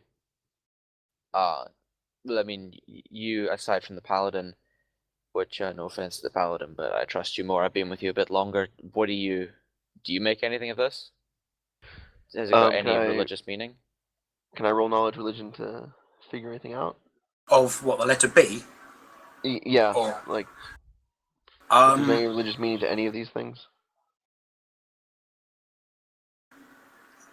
no, don't bother. Even if you made the roll, no, there is nothing overtly religious about that B. Obviously, you know about Clangeddin being the lawful good dwarven god and Ilmater being a lawful good Forgotten Realms god. But apart from that, no. Okay, yeah. So then, just knowing that off the top of my head, I'll say, well, no. I'm afraid I don't think it has any sort of significant religious meaning. Well, aside from that, the personal letter, it spoke of a guardian, so to speak, who would rise to defend the temple, and I'm presuming that it's probably going to be whatever's in that coffin in the large room. And it also spoke of defending, what was it? Did you say it was a doorway or an entrance or something? I can't remember.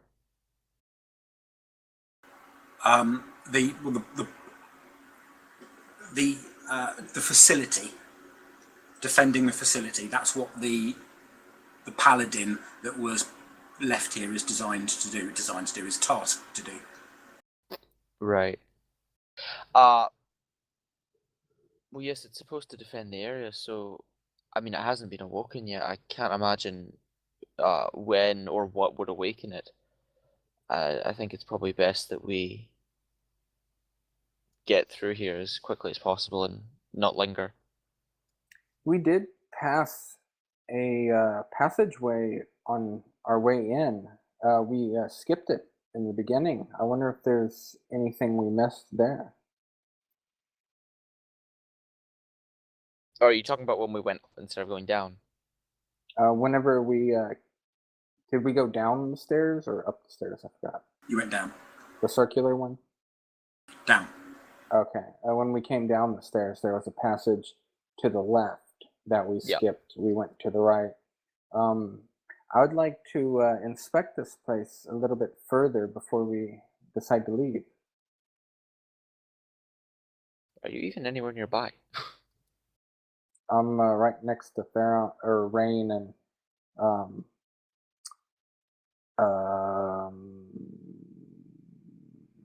Kevros.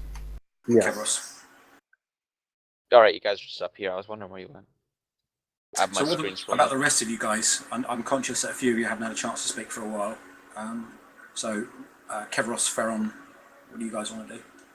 Again, I'm just happy to just wait while they want to. If they want to look around, Farron isn't particularly interested in that, but it doesn't mean they can't. Okay.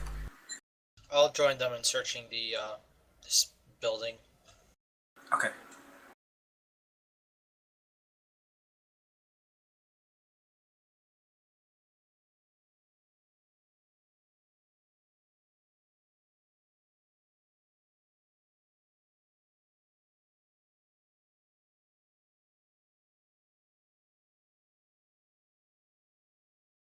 Right.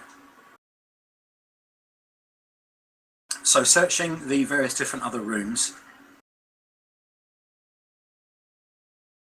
as Natsum and Kevros are doing. Yeah, Okay. I found like a really nice looking bed. You have.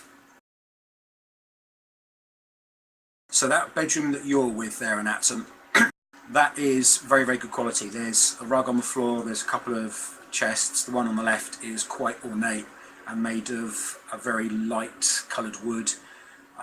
There's tables, rugs, blankets, and things like that. All very, very good quality, but all very, very old and dust covered and quite fragile. As you walk on that carpet, you can feel it breaking apart underneath you. And the colours are clearly muted by the sheer weight of years that have been pressed down upon this whole facility. Can I attempt to open The ornate chest to the left?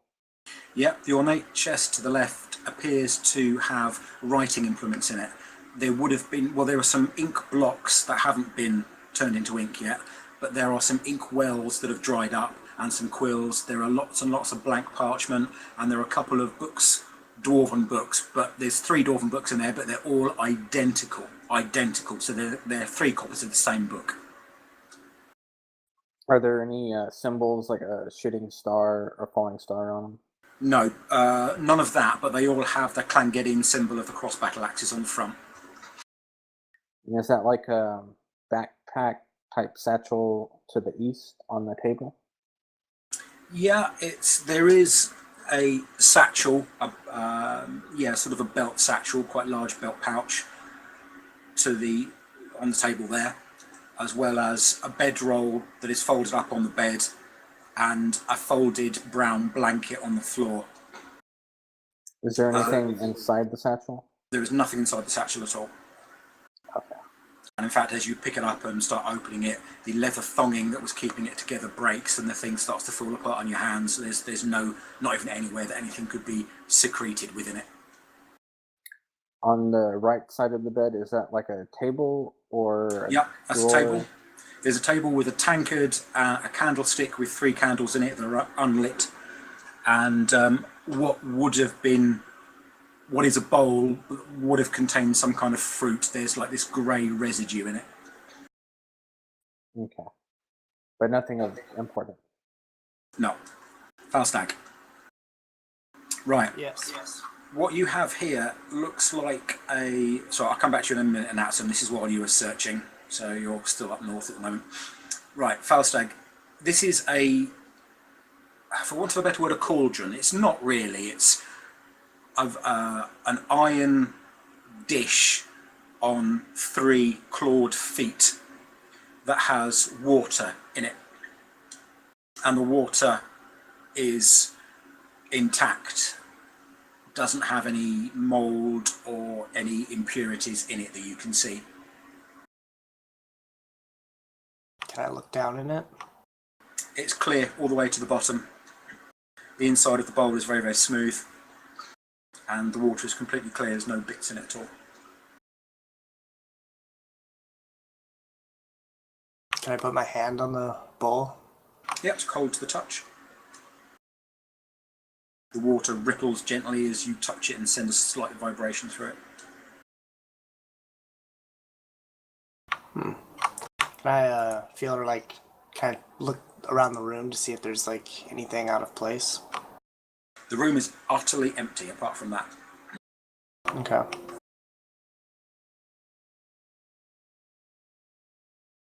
Okay, Kevros.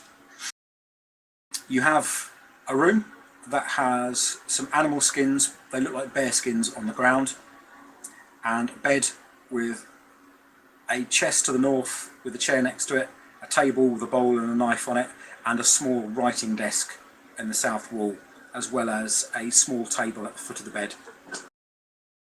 The table itself has some rope on it, just a length of hemp rope, and what looks like a piece of horn, possibly from a deer or a stag or something like that. The table to the north, or the chest to the north, has a candelabra with a candle in it, sorry, a candlestick holder with a candle in it, and the table to the south has a bowl and a knife. The bowl is very functional, so is the knife. It looks like an apple paring knife, something like that. The writing desk has a sheaf of paper on it with an ink pot and a quill, and another candlestick holder with a candle in it.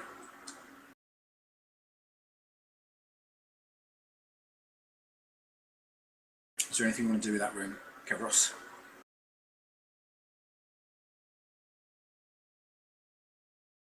We say you there? Oh, is this just like the other room that you were describing to him? Did you just hear the description I said? Yeah. That was your room. Alright. I'll just move on then. Okay.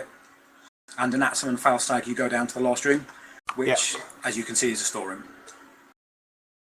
It smells dusty and musty in here. Now, you can tell by the stains on the floor underneath some of the crates that these would have contained food, which has now spoilt beyond recognition and turned to nothing but dust. So did I hear the interpretation of the dwarven letter? Did they translate Yep. it to common? Okay, so I Yep. kind of I'm feeling like that there's something special with that pool, and I tell Anats, and I think that might be like the scrying pool that they were talking about, or the scrying device for scrying.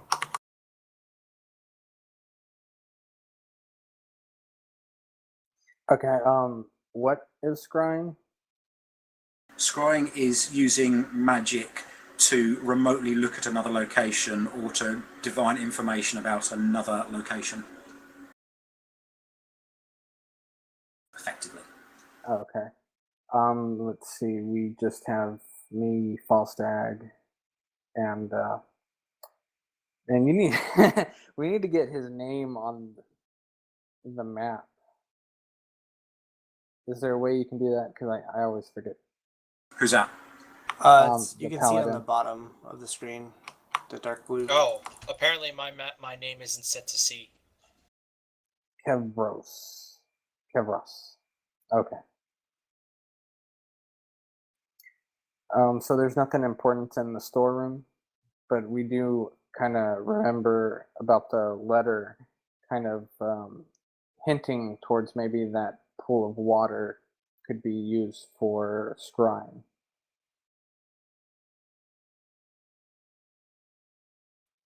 We don't have a magic user, so I would tell Falstag and Kevros, maybe we should go get Griffin and see what he can make of this. I mean, Delgar. I Sounds agree. fair enough. So I'm You gonna go and get Delgar? Yeah, I'm gonna go get Delgar. Shall I just move you there? Yeah, you might Griff? as well save time.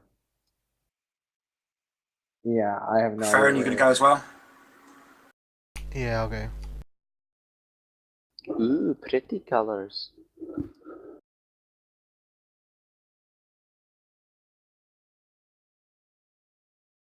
And what about you, Sabin? Well, I'm currently going through the rooms still to inspect them. I mean, I just did the one room with the writing desk, and then immediately after finding that thing, I went and told Delgar. Right, okay. Sorry, where exactly is this? Is this down the stairs? No. Did Griffin get to the room? Right here. So that's the stairs you came down. Oh, I see.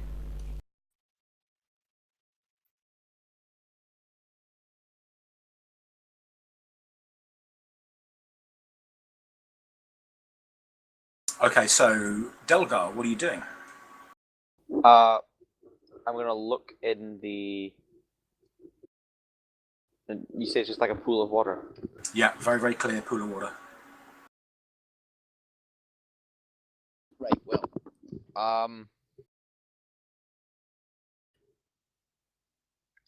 I don't know this. I don't know if you can tell me this, but how is scrying normally done? Does it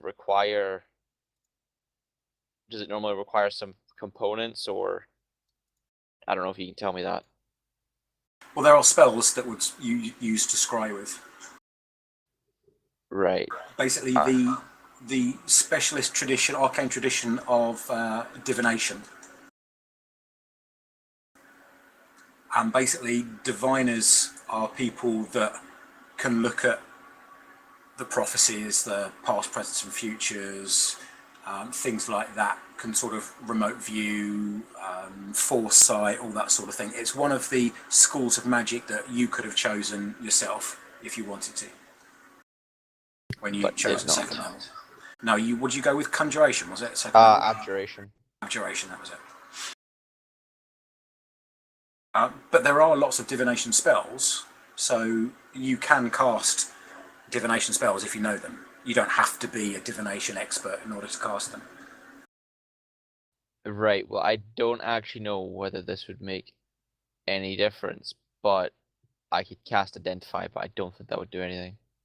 Like wizard guilds use scrying to communicate, like from major cities back and Yeah. forth, among other things. So like if there should be some minor common knowledge. It's like the equivalent of like a telephone, like a medieval telephone, but you can see with it. Right. Well, So then I medieval guess Skype. I don't know. Can I just attempt to scry then, per se? Or would that not work? Well, it is a spell itself. Yeah, it is a spell. Right. So basically, first level divination spells, you've got things like detect evil and good, detect magic, detect poison and disease. Yeah, well, the only divination spell I have is Identify. Identify, yeah, detect magic, comprehend languages, things like this, they're divination spells. So you do have a divination spell which allows you to identify the nature of magical items. But they're all very, very specific in what they do. Yeah. Scrying is like a pretty high spell, I think. I don't remember off the top of my head, but I think it's like a high level spell. So you probably won't be able to do it unless you find like a scroll somewhere. Yeah, I mean, like there is a level 5 spell called Scrying, and there's a level 5 spell called Legend Lore, and between the two of those spells, you can see a lot of stuff. There's a level 2 divination spell called Locate Object, so yeah. You've got Augury, that's a level 2 divination spell as well. Clairvoyance, level 3 divination spell. All of these things divine certain things. So divination is quite a powerful school of magic. And that letter B didn't have any writing or anything inside the letter, or could it have been a scroll?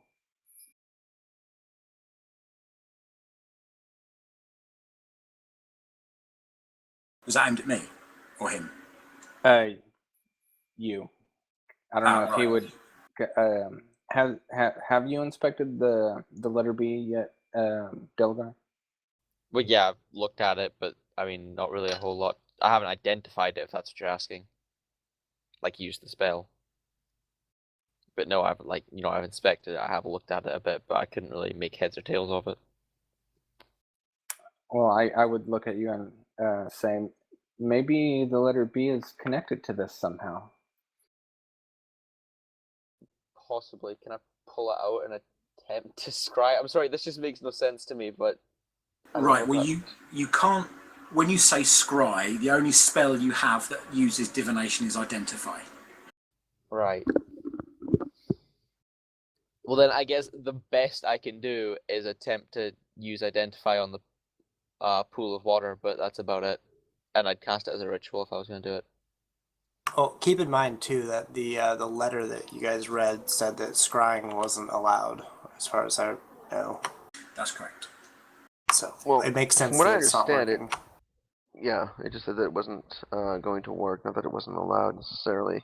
Like someone's gonna come and reprimand us for scrying. Maybe that paladin. Oh.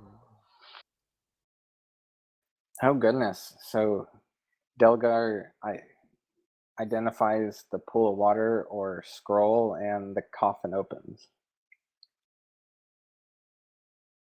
Possibly. I'd ready your weapons either way. I guess I'll cast Identify as a ritual on the pool of water. Okay. I'm down if everybody else is. Right. Well, there's two things about that pool of water. One is it is the focus for various different divination spells, yes. So a pool of water would be used to act as a mirror to look through and see areas that the spell had uncovered, whichever spell is cast into it. So it would be effectively a high level arcane focus purely for divination spells. So that's the first thing. Secondly, is it is a pool of holy water, all holy water. And holy water is very well known to damage undead, quite severely in some cases. So that's what you get from the divination spell.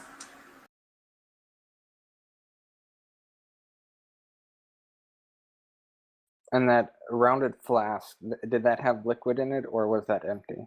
No, you have two of those rounded flasks, both identical, and they both have liquid in. Okay.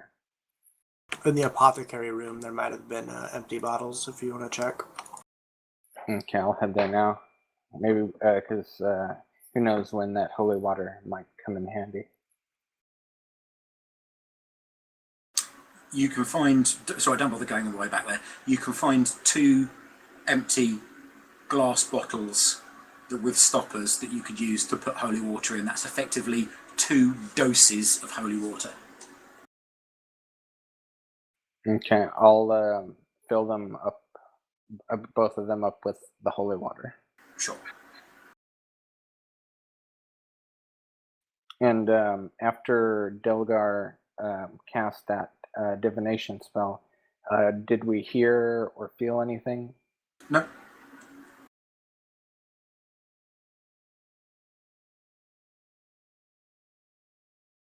I guess now that I'm armed with 2 holy waters, I would turn to everyone and say, well, there's only one stop left, and that's the coffin, and it's up to y'all if you want to inspect it further, but I believe other than that, we have finished exploring this place.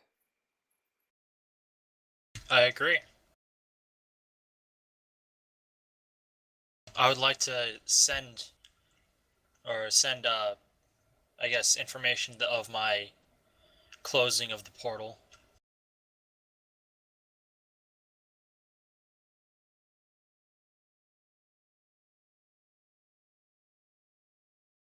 Okay. How are you going to do that? No, I mean, like, I would like to get somewhere where I could tell someone I did it. Yeah. Okay. Okay, so I'm going to make my way back to the coffin, since I think that is the only thing left we have to do in here. Okay. You get back to the coffin room.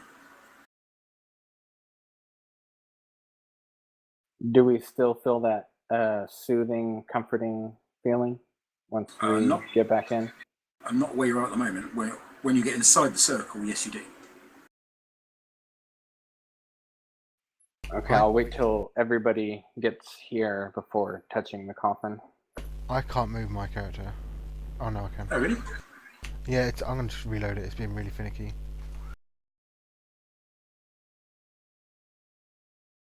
Alright, mate.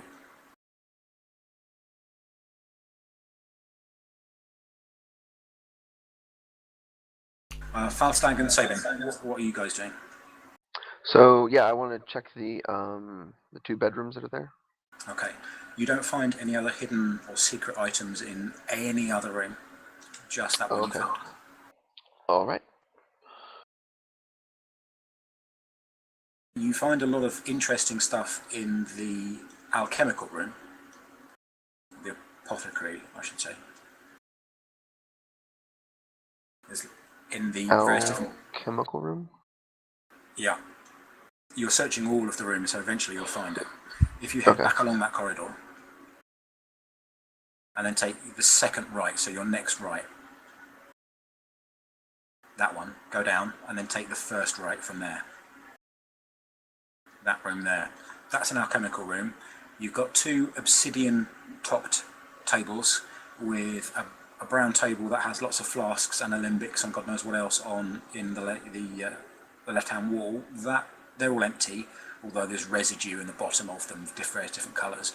But the drawers themselves have been opened, and in some of them you find various different liquids and powders and things like that. Are any of them labelled? Yeah, they're all labelled. They're all labelled in Dwarvish, but you recognise some of the powders anyway as things that you would have for healing salves and things that you would mix with honey and things like that and slap on wounds to bandage them up and so on. Other things that you would mix with water and apply to bandages and use them to keep out infections and all that sorts of stuff. Okay. Are there any bottles here that look like they would be suitable for housing large amounts of liquid? There's a couple of 1 litre glass jars. What but they kind don't of have stoppers? Oh, they don't have stoppers. Okay. No. Okay. Well, I suppose it's a start. All right. Yeah. I'll take those. Do they look clean, or do they need to be cleaned out? They're very, very dusty, so you could do with cleaning them out, but apart from that, they look okay.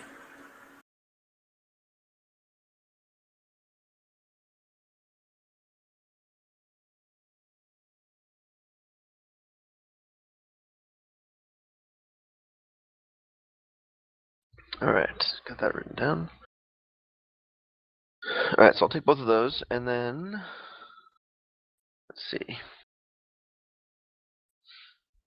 Go somewhere else, I suppose. Are you going to join the others, or are you just going to move them out?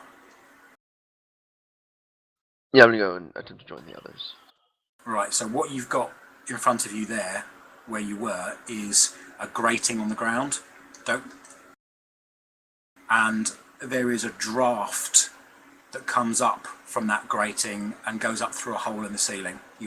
Nobody, in fact, has stepped through the threshold of that door yet onto the grating.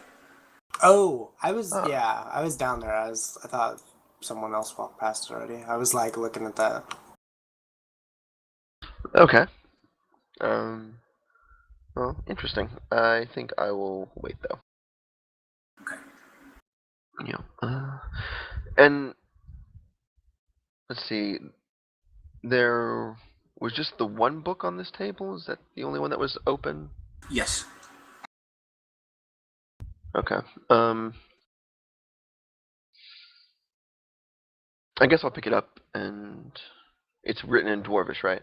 That's correct. All right. Yeah, I'll just take that. Okay.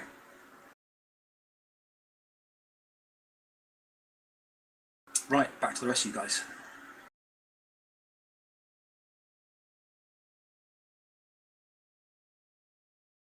So, who are we missing from this room? Oh, okay, I see Sabin or Flint. Now that everyone is here, Yeah. I am going to, at first, just touch the grave. Do I notice anything about it? No, it's made of a very, very fine stone. It's very good quality. And it's dwarven sized, so short and wide. And it looks like it's completely unbroken, no damage to it. And you notice that there is now that you get up close and crawl on top of that hemisphere to get to touching distance, there is a wax seal that runs all the way round the join that is unbroken. Does the coffin feel cold or hot to the touch? It feels cold. Okay, I'm gonna It looks like granite or something like that. Okay, I'm gonna start pushing on it. Well, first I'm gonna turn to everybody, kind of let them know what I'm doing. It's like, I'm going to attempt to open this. Does anybody have any objections? I believe we should wait for Flint. Get Flint. I'm sorry, he's what? right there. Never mind. No, no objections. I'm gonna stand back though. Okay, so I'm gonna start pushing on the grave. Okay, I need a DC 20 strength roll from you, please.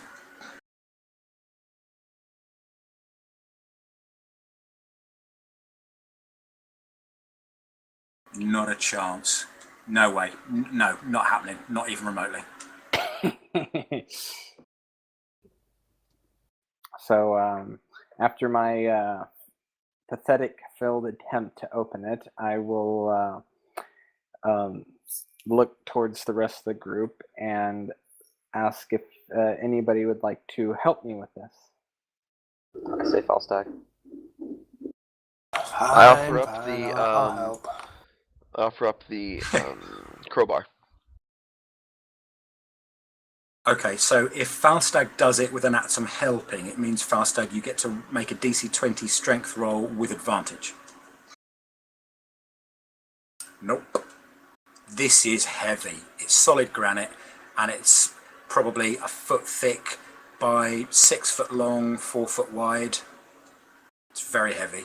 I mean, you do make it move, but you need more people to lift that off. Watch out, Falstag. I'll show you what real strength is. Fair enough.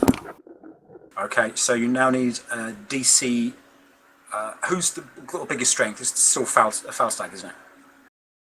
Yeah. Right, so I make a think so. DC 18 strength check.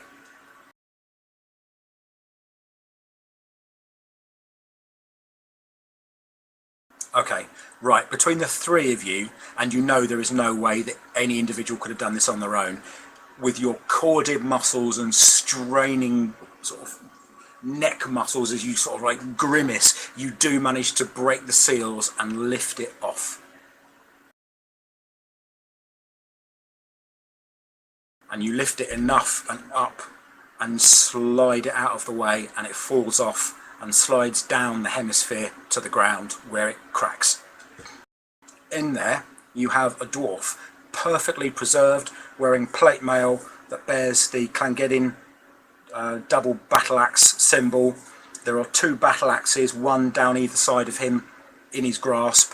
He's wearing a pot helm with a nose piece. He has a long white beard, full plate, gauntlets, greaves, leggings, boots, everything, all bearing the Llangedin symbol. His eyes are closed. He looks completely intact. He just looks like he's asleep. Can I poke him, make sure he's dead, or Okay. Are you poking his face or the armour? Touching skin or metal? skin? As you get closer, you hear from him, "I wouldn't do that if I were you, mate." Okay, I jump back. His eyes open. And he looks at the three of you. You all hear that. And he sits up. When he sits up, I'll say, "Good Lord, man, are you quite all right? How long have you been in there?" What year is this? Good Since question. I don't What certainly year know. is this? It doesn't matter. You tell him the year. Yeah. So I'll tell him the year, and I'll say, "It's this year. Are you all right?" Yeah. He stretches a bit, yawns, and stands up, basically puts his hands on either side of the coffin and stands up. He's quite a stocky dwarf, very, very muscular, about 4.5 foot tall maybe, but about the same width as well. Tanned, weathered face, white beard. 2 very, very nice looking battle axes, which he picks up and puts across his back, and they just hang there, much like the Llangedin symbol, except the handles are pointing up and the blades are pointing down.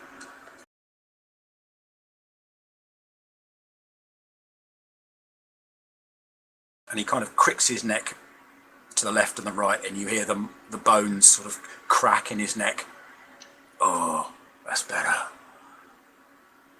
I would turn to him and ask him, "Is like, oh wait, I can't talk Dwarven." I would. No, he's speaking common. Speaking okay. common. Okay, I would ask him, "You wouldn't happen to be a paladin by chance, would you?" And how would you know that? Well, I would say we found a letter describing a paladin who would protect this place. Yeah, that'll be me. Let me get this right. You're a druid, right? Yes. Okay. That's fine. I don't have any problems with rabbit food eaters. He gets out and slides down the hemisphere. And he kind of wanders round to each of you and then looks up at each one of you. When he comes round, I'll say, "Are you hungry or thirsty?" No, I'm fine. I only ate half an hour ago, he says with a smile. What? Well, But you were... relatively speaking, anyway. Huh.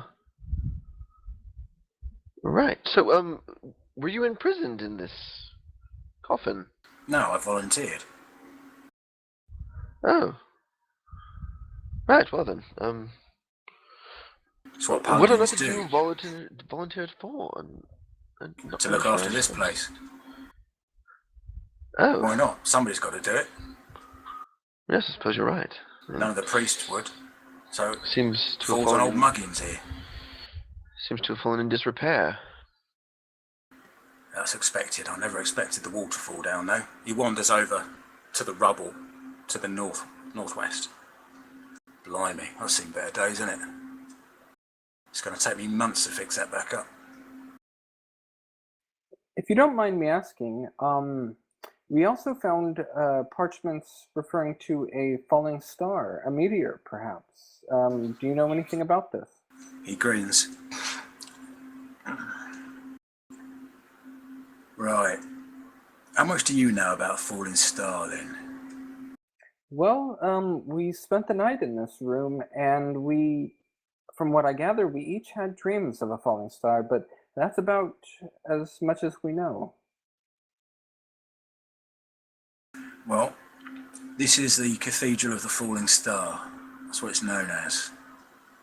It's buried a long way underground, and the whole point of this place was to look for portents of a falling star. And that happens throughout the centuries. There have been loads of them, all down throughout the years, falling stars left, right and centre. And each one of them portends something very, very interesting and very, well, important for the realm. Very important. And every time one of these falling stars happens, there's a group of people who are about to intercept it, or to make sense of it, or to do something that is in relation to this falling star that will benefit the world. And that's what this place was built for. This whole circle that we're standing at the moment, this was a scrying portal. And this whole facility is designed with divination in mind, foretelling the future, foretelling what's going on, looking at elsewhere, finding shooting stars, monitoring them, finding out what's going on around them when they fall. That's the whole point of this facility, and that's what everybody here was charged to do. I was just one of the guards looking after the priest who did all the magic. I'm not really the best person to ask about that, but I know a bit here and there. We did find a pool of water that might be used for scrying. You wouldn't happen to know how to use it, would you? Well, I can cast some spells, yeah, I am a paladin, but I didn't do any of the heavy lifting divination spells. That was done by some of the higher priests. And they were good at it too. Well, from what we can tell, you are the only person here. Well, now, yeah.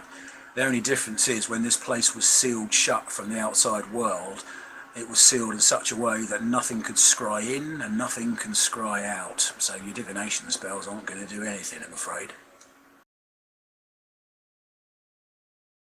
That's the whole point. Shut this place off so that nobody knows about it. Remove it from history completely. Get rid of it. That way we won't have people coming in and plundering it. So the only way in is those people who are lucky enough to find the door and know how to get through it. And I'm not privy to that information, but I'm guessing that must be you, because you got through it. Congratulations. So, what exactly are you saying? Are we, these group of people, supposed to make sense of this falling star? I aren't saying a thing, mate. I've got no idea. I'm just a guard. I'm not a priest. I didn't do any of the divination. All I know is if you got through the door, that means you've got something to do with what's going on. Now, I don't know what that is, but it means you've got something to do with it. So that could be good, that could be bad. However, he's a paladin over there, so he ain't a bad sort, and I don't think any of the rest of you are either. If you are, I think this whole facility would have taken care of you already. There were undead here, weren't there? I was just about to mention that. Yeah, He looks actually, distasteful. they were. Yeah. They must have been some of the old priests. That's a bit weird. Really, old priests Well, going I don't know. and turning undead. No, that can't be right. They must have got in somehow. There's an entrance to the south. I can open the door for you. You won't be able to get out otherwise. I see. You see, the whole point of this facility is that if you come in, unless you're the right sort of person, you're never going to leave. So, my job as guardian is to determine whether the people that are in are the right sort of people, the people that should leave. And if I determine you're not the right sort of people to leave, you're never going to leave. And I'm not saying I'll stop you. I don't need to stop you. You just won't be able to. You won't be able to get past that vent to the south. Or through the door just the other side of it. But if you are the right sort of people, then you will be able to open it. It's interesting, That's isn't it? interesting. Yes. So, what you're saying is that you believe we're these prophesized people, and that it is destined for us to go through this door. Well, as to whether you're a prophesized people, I wouldn't know, but there's 6 of you, isn't there? Yes, I suppose there is now. The new edition. Right. Well, it's looking pretty likely that you might be if you've got into here. Well, the proof of the pudding, of course, is going to be whether you can get through the door to the south. If you can get through to the door of the south, my job here is done, and you can go on your merry way. Well, what will happen to you? Oh, I'll go on my merry way as well. I'll find my Oh. way back to some kind of Clangedin temple. Well, that's good. I suppose we should leave then. Well, let me come with you. Not to break things short, but I got to go eat. I don't know if this would be a good stopping place or not. Funnily enough, actually, we were just going to get to the door and then I was going to stop, but we can leave it here. That's fine. All right. Well, I thoroughly enjoyed today, so I will see y'all next week. Cool. See you. Also, did we Alright. explore this other little corridor that was down the other direction that we had come? Yes. Yeah, did all that. Okay, yeah. I guess. User disconnected from your channel. Who wasn't around? Well, All right. let's- Well, so We can get you to the doorway, then we'll leave it. So, Where's the or door? we can just leave it here. It's up to you guys. We might as well just leave it here. I mean, it doesn't really. It's 6 and 2 3s really. I mean, unless there's something like, well, I guess Unless there could something's going to happen presumably if be you go something through the door. special about the door. Sorry, Rain, what's that? I was just going to say, if something happens as we go through the door, we probably want to leave it. We don't want to get into something now, do we? We shall leave it here. All right. All right. Cool. Before you guys go, there is a topic I put on the forums, as it says at the very bottom of this post here, regarding inspiration. Don't forget you've all got 1 inspiration point from the puzzle solution the other day, from a couple of sessions back. But have a read of that topic in the forums called Mulling Over an Idea for Inspiration Points and see what you think, and we can talk about it next week. But it's just something I've been thinking about for a while. Yeah, I actually read that, and it does sound like a pretty good idea. From what I recall, I mean, it was kind of like a week or 2 ago that I read it, but Right. as I recall, it sounded like it was a really good idea, and being a DM myself, I feel like it would be pretty good to implement. Yeah, well, see, the way I see it is you guys are supposed to be the heroes in the games that you play, so therefore this makes you just that little bit more heroic. Not massively, I mean, it's like advantage on up to 3 rolls until you get some more inspiration points. It's not world shattering, it's not as if I'm giving you +5 weapons, but it just makes you that little bit more heroic. So that's what I think I'd like to do. Quick question: where on the sheet does inspiration go? Do you know under what tab?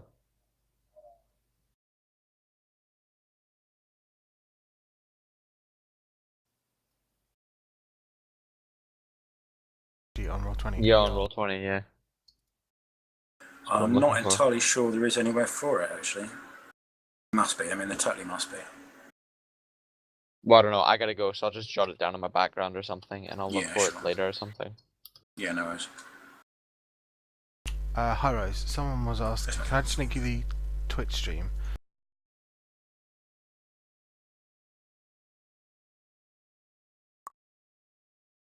Yeah, sure. Alright, so I'll see you guys on Saturday or something like that. All right. Alright, Alright. yep. Yeah, I'll probably head out too. User disconnected from your channel. Sorry again about, the disconnection and all that kind of stuff. That was kind Oh, of mate, it's fine. not so great. These But- things totally happen. Yeah. Oh, I actually will not be available for next week, I believe. Okay. Yeah. Next week I have something I have to do. So I won't be here.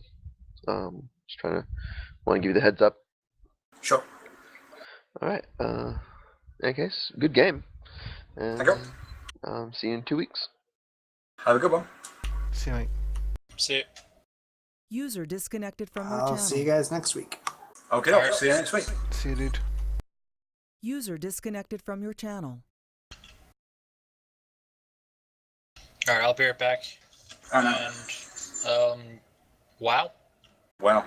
Wow. User left your channel. Should we swap over to the WoW channel? Yeah, can do. User left your channel. Channel switched.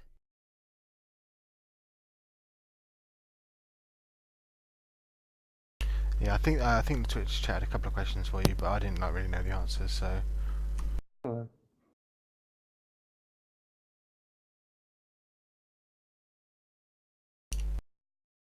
just trying to... I can't see any questions at the moment, so...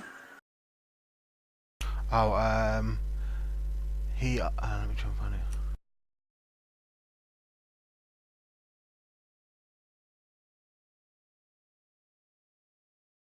He asked, what have you made the map in?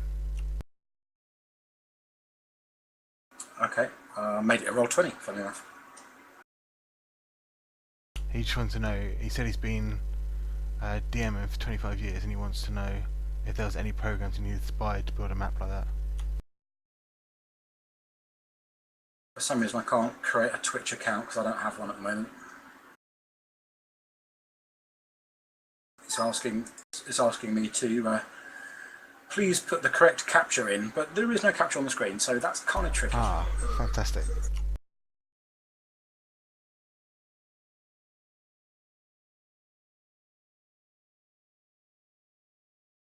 Let's try a different browser.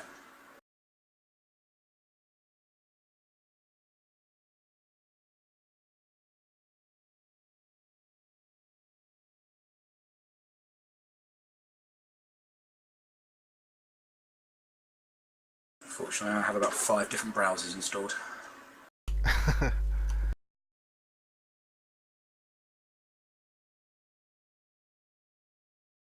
$577 total views. Is that you?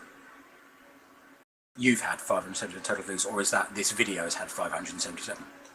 That's me. Right. I was going to say that would be manic if this had 577. No, this has been pinging between like 5 and 10 viewers. Yeah. That's not fair, I suppose.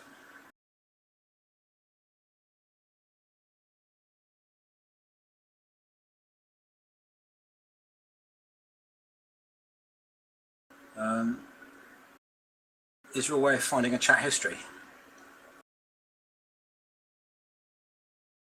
I can just copy it onto TeamSpeak if you want. Yeah, please. I guess he's not there anymore, is he? He is. He's still talking.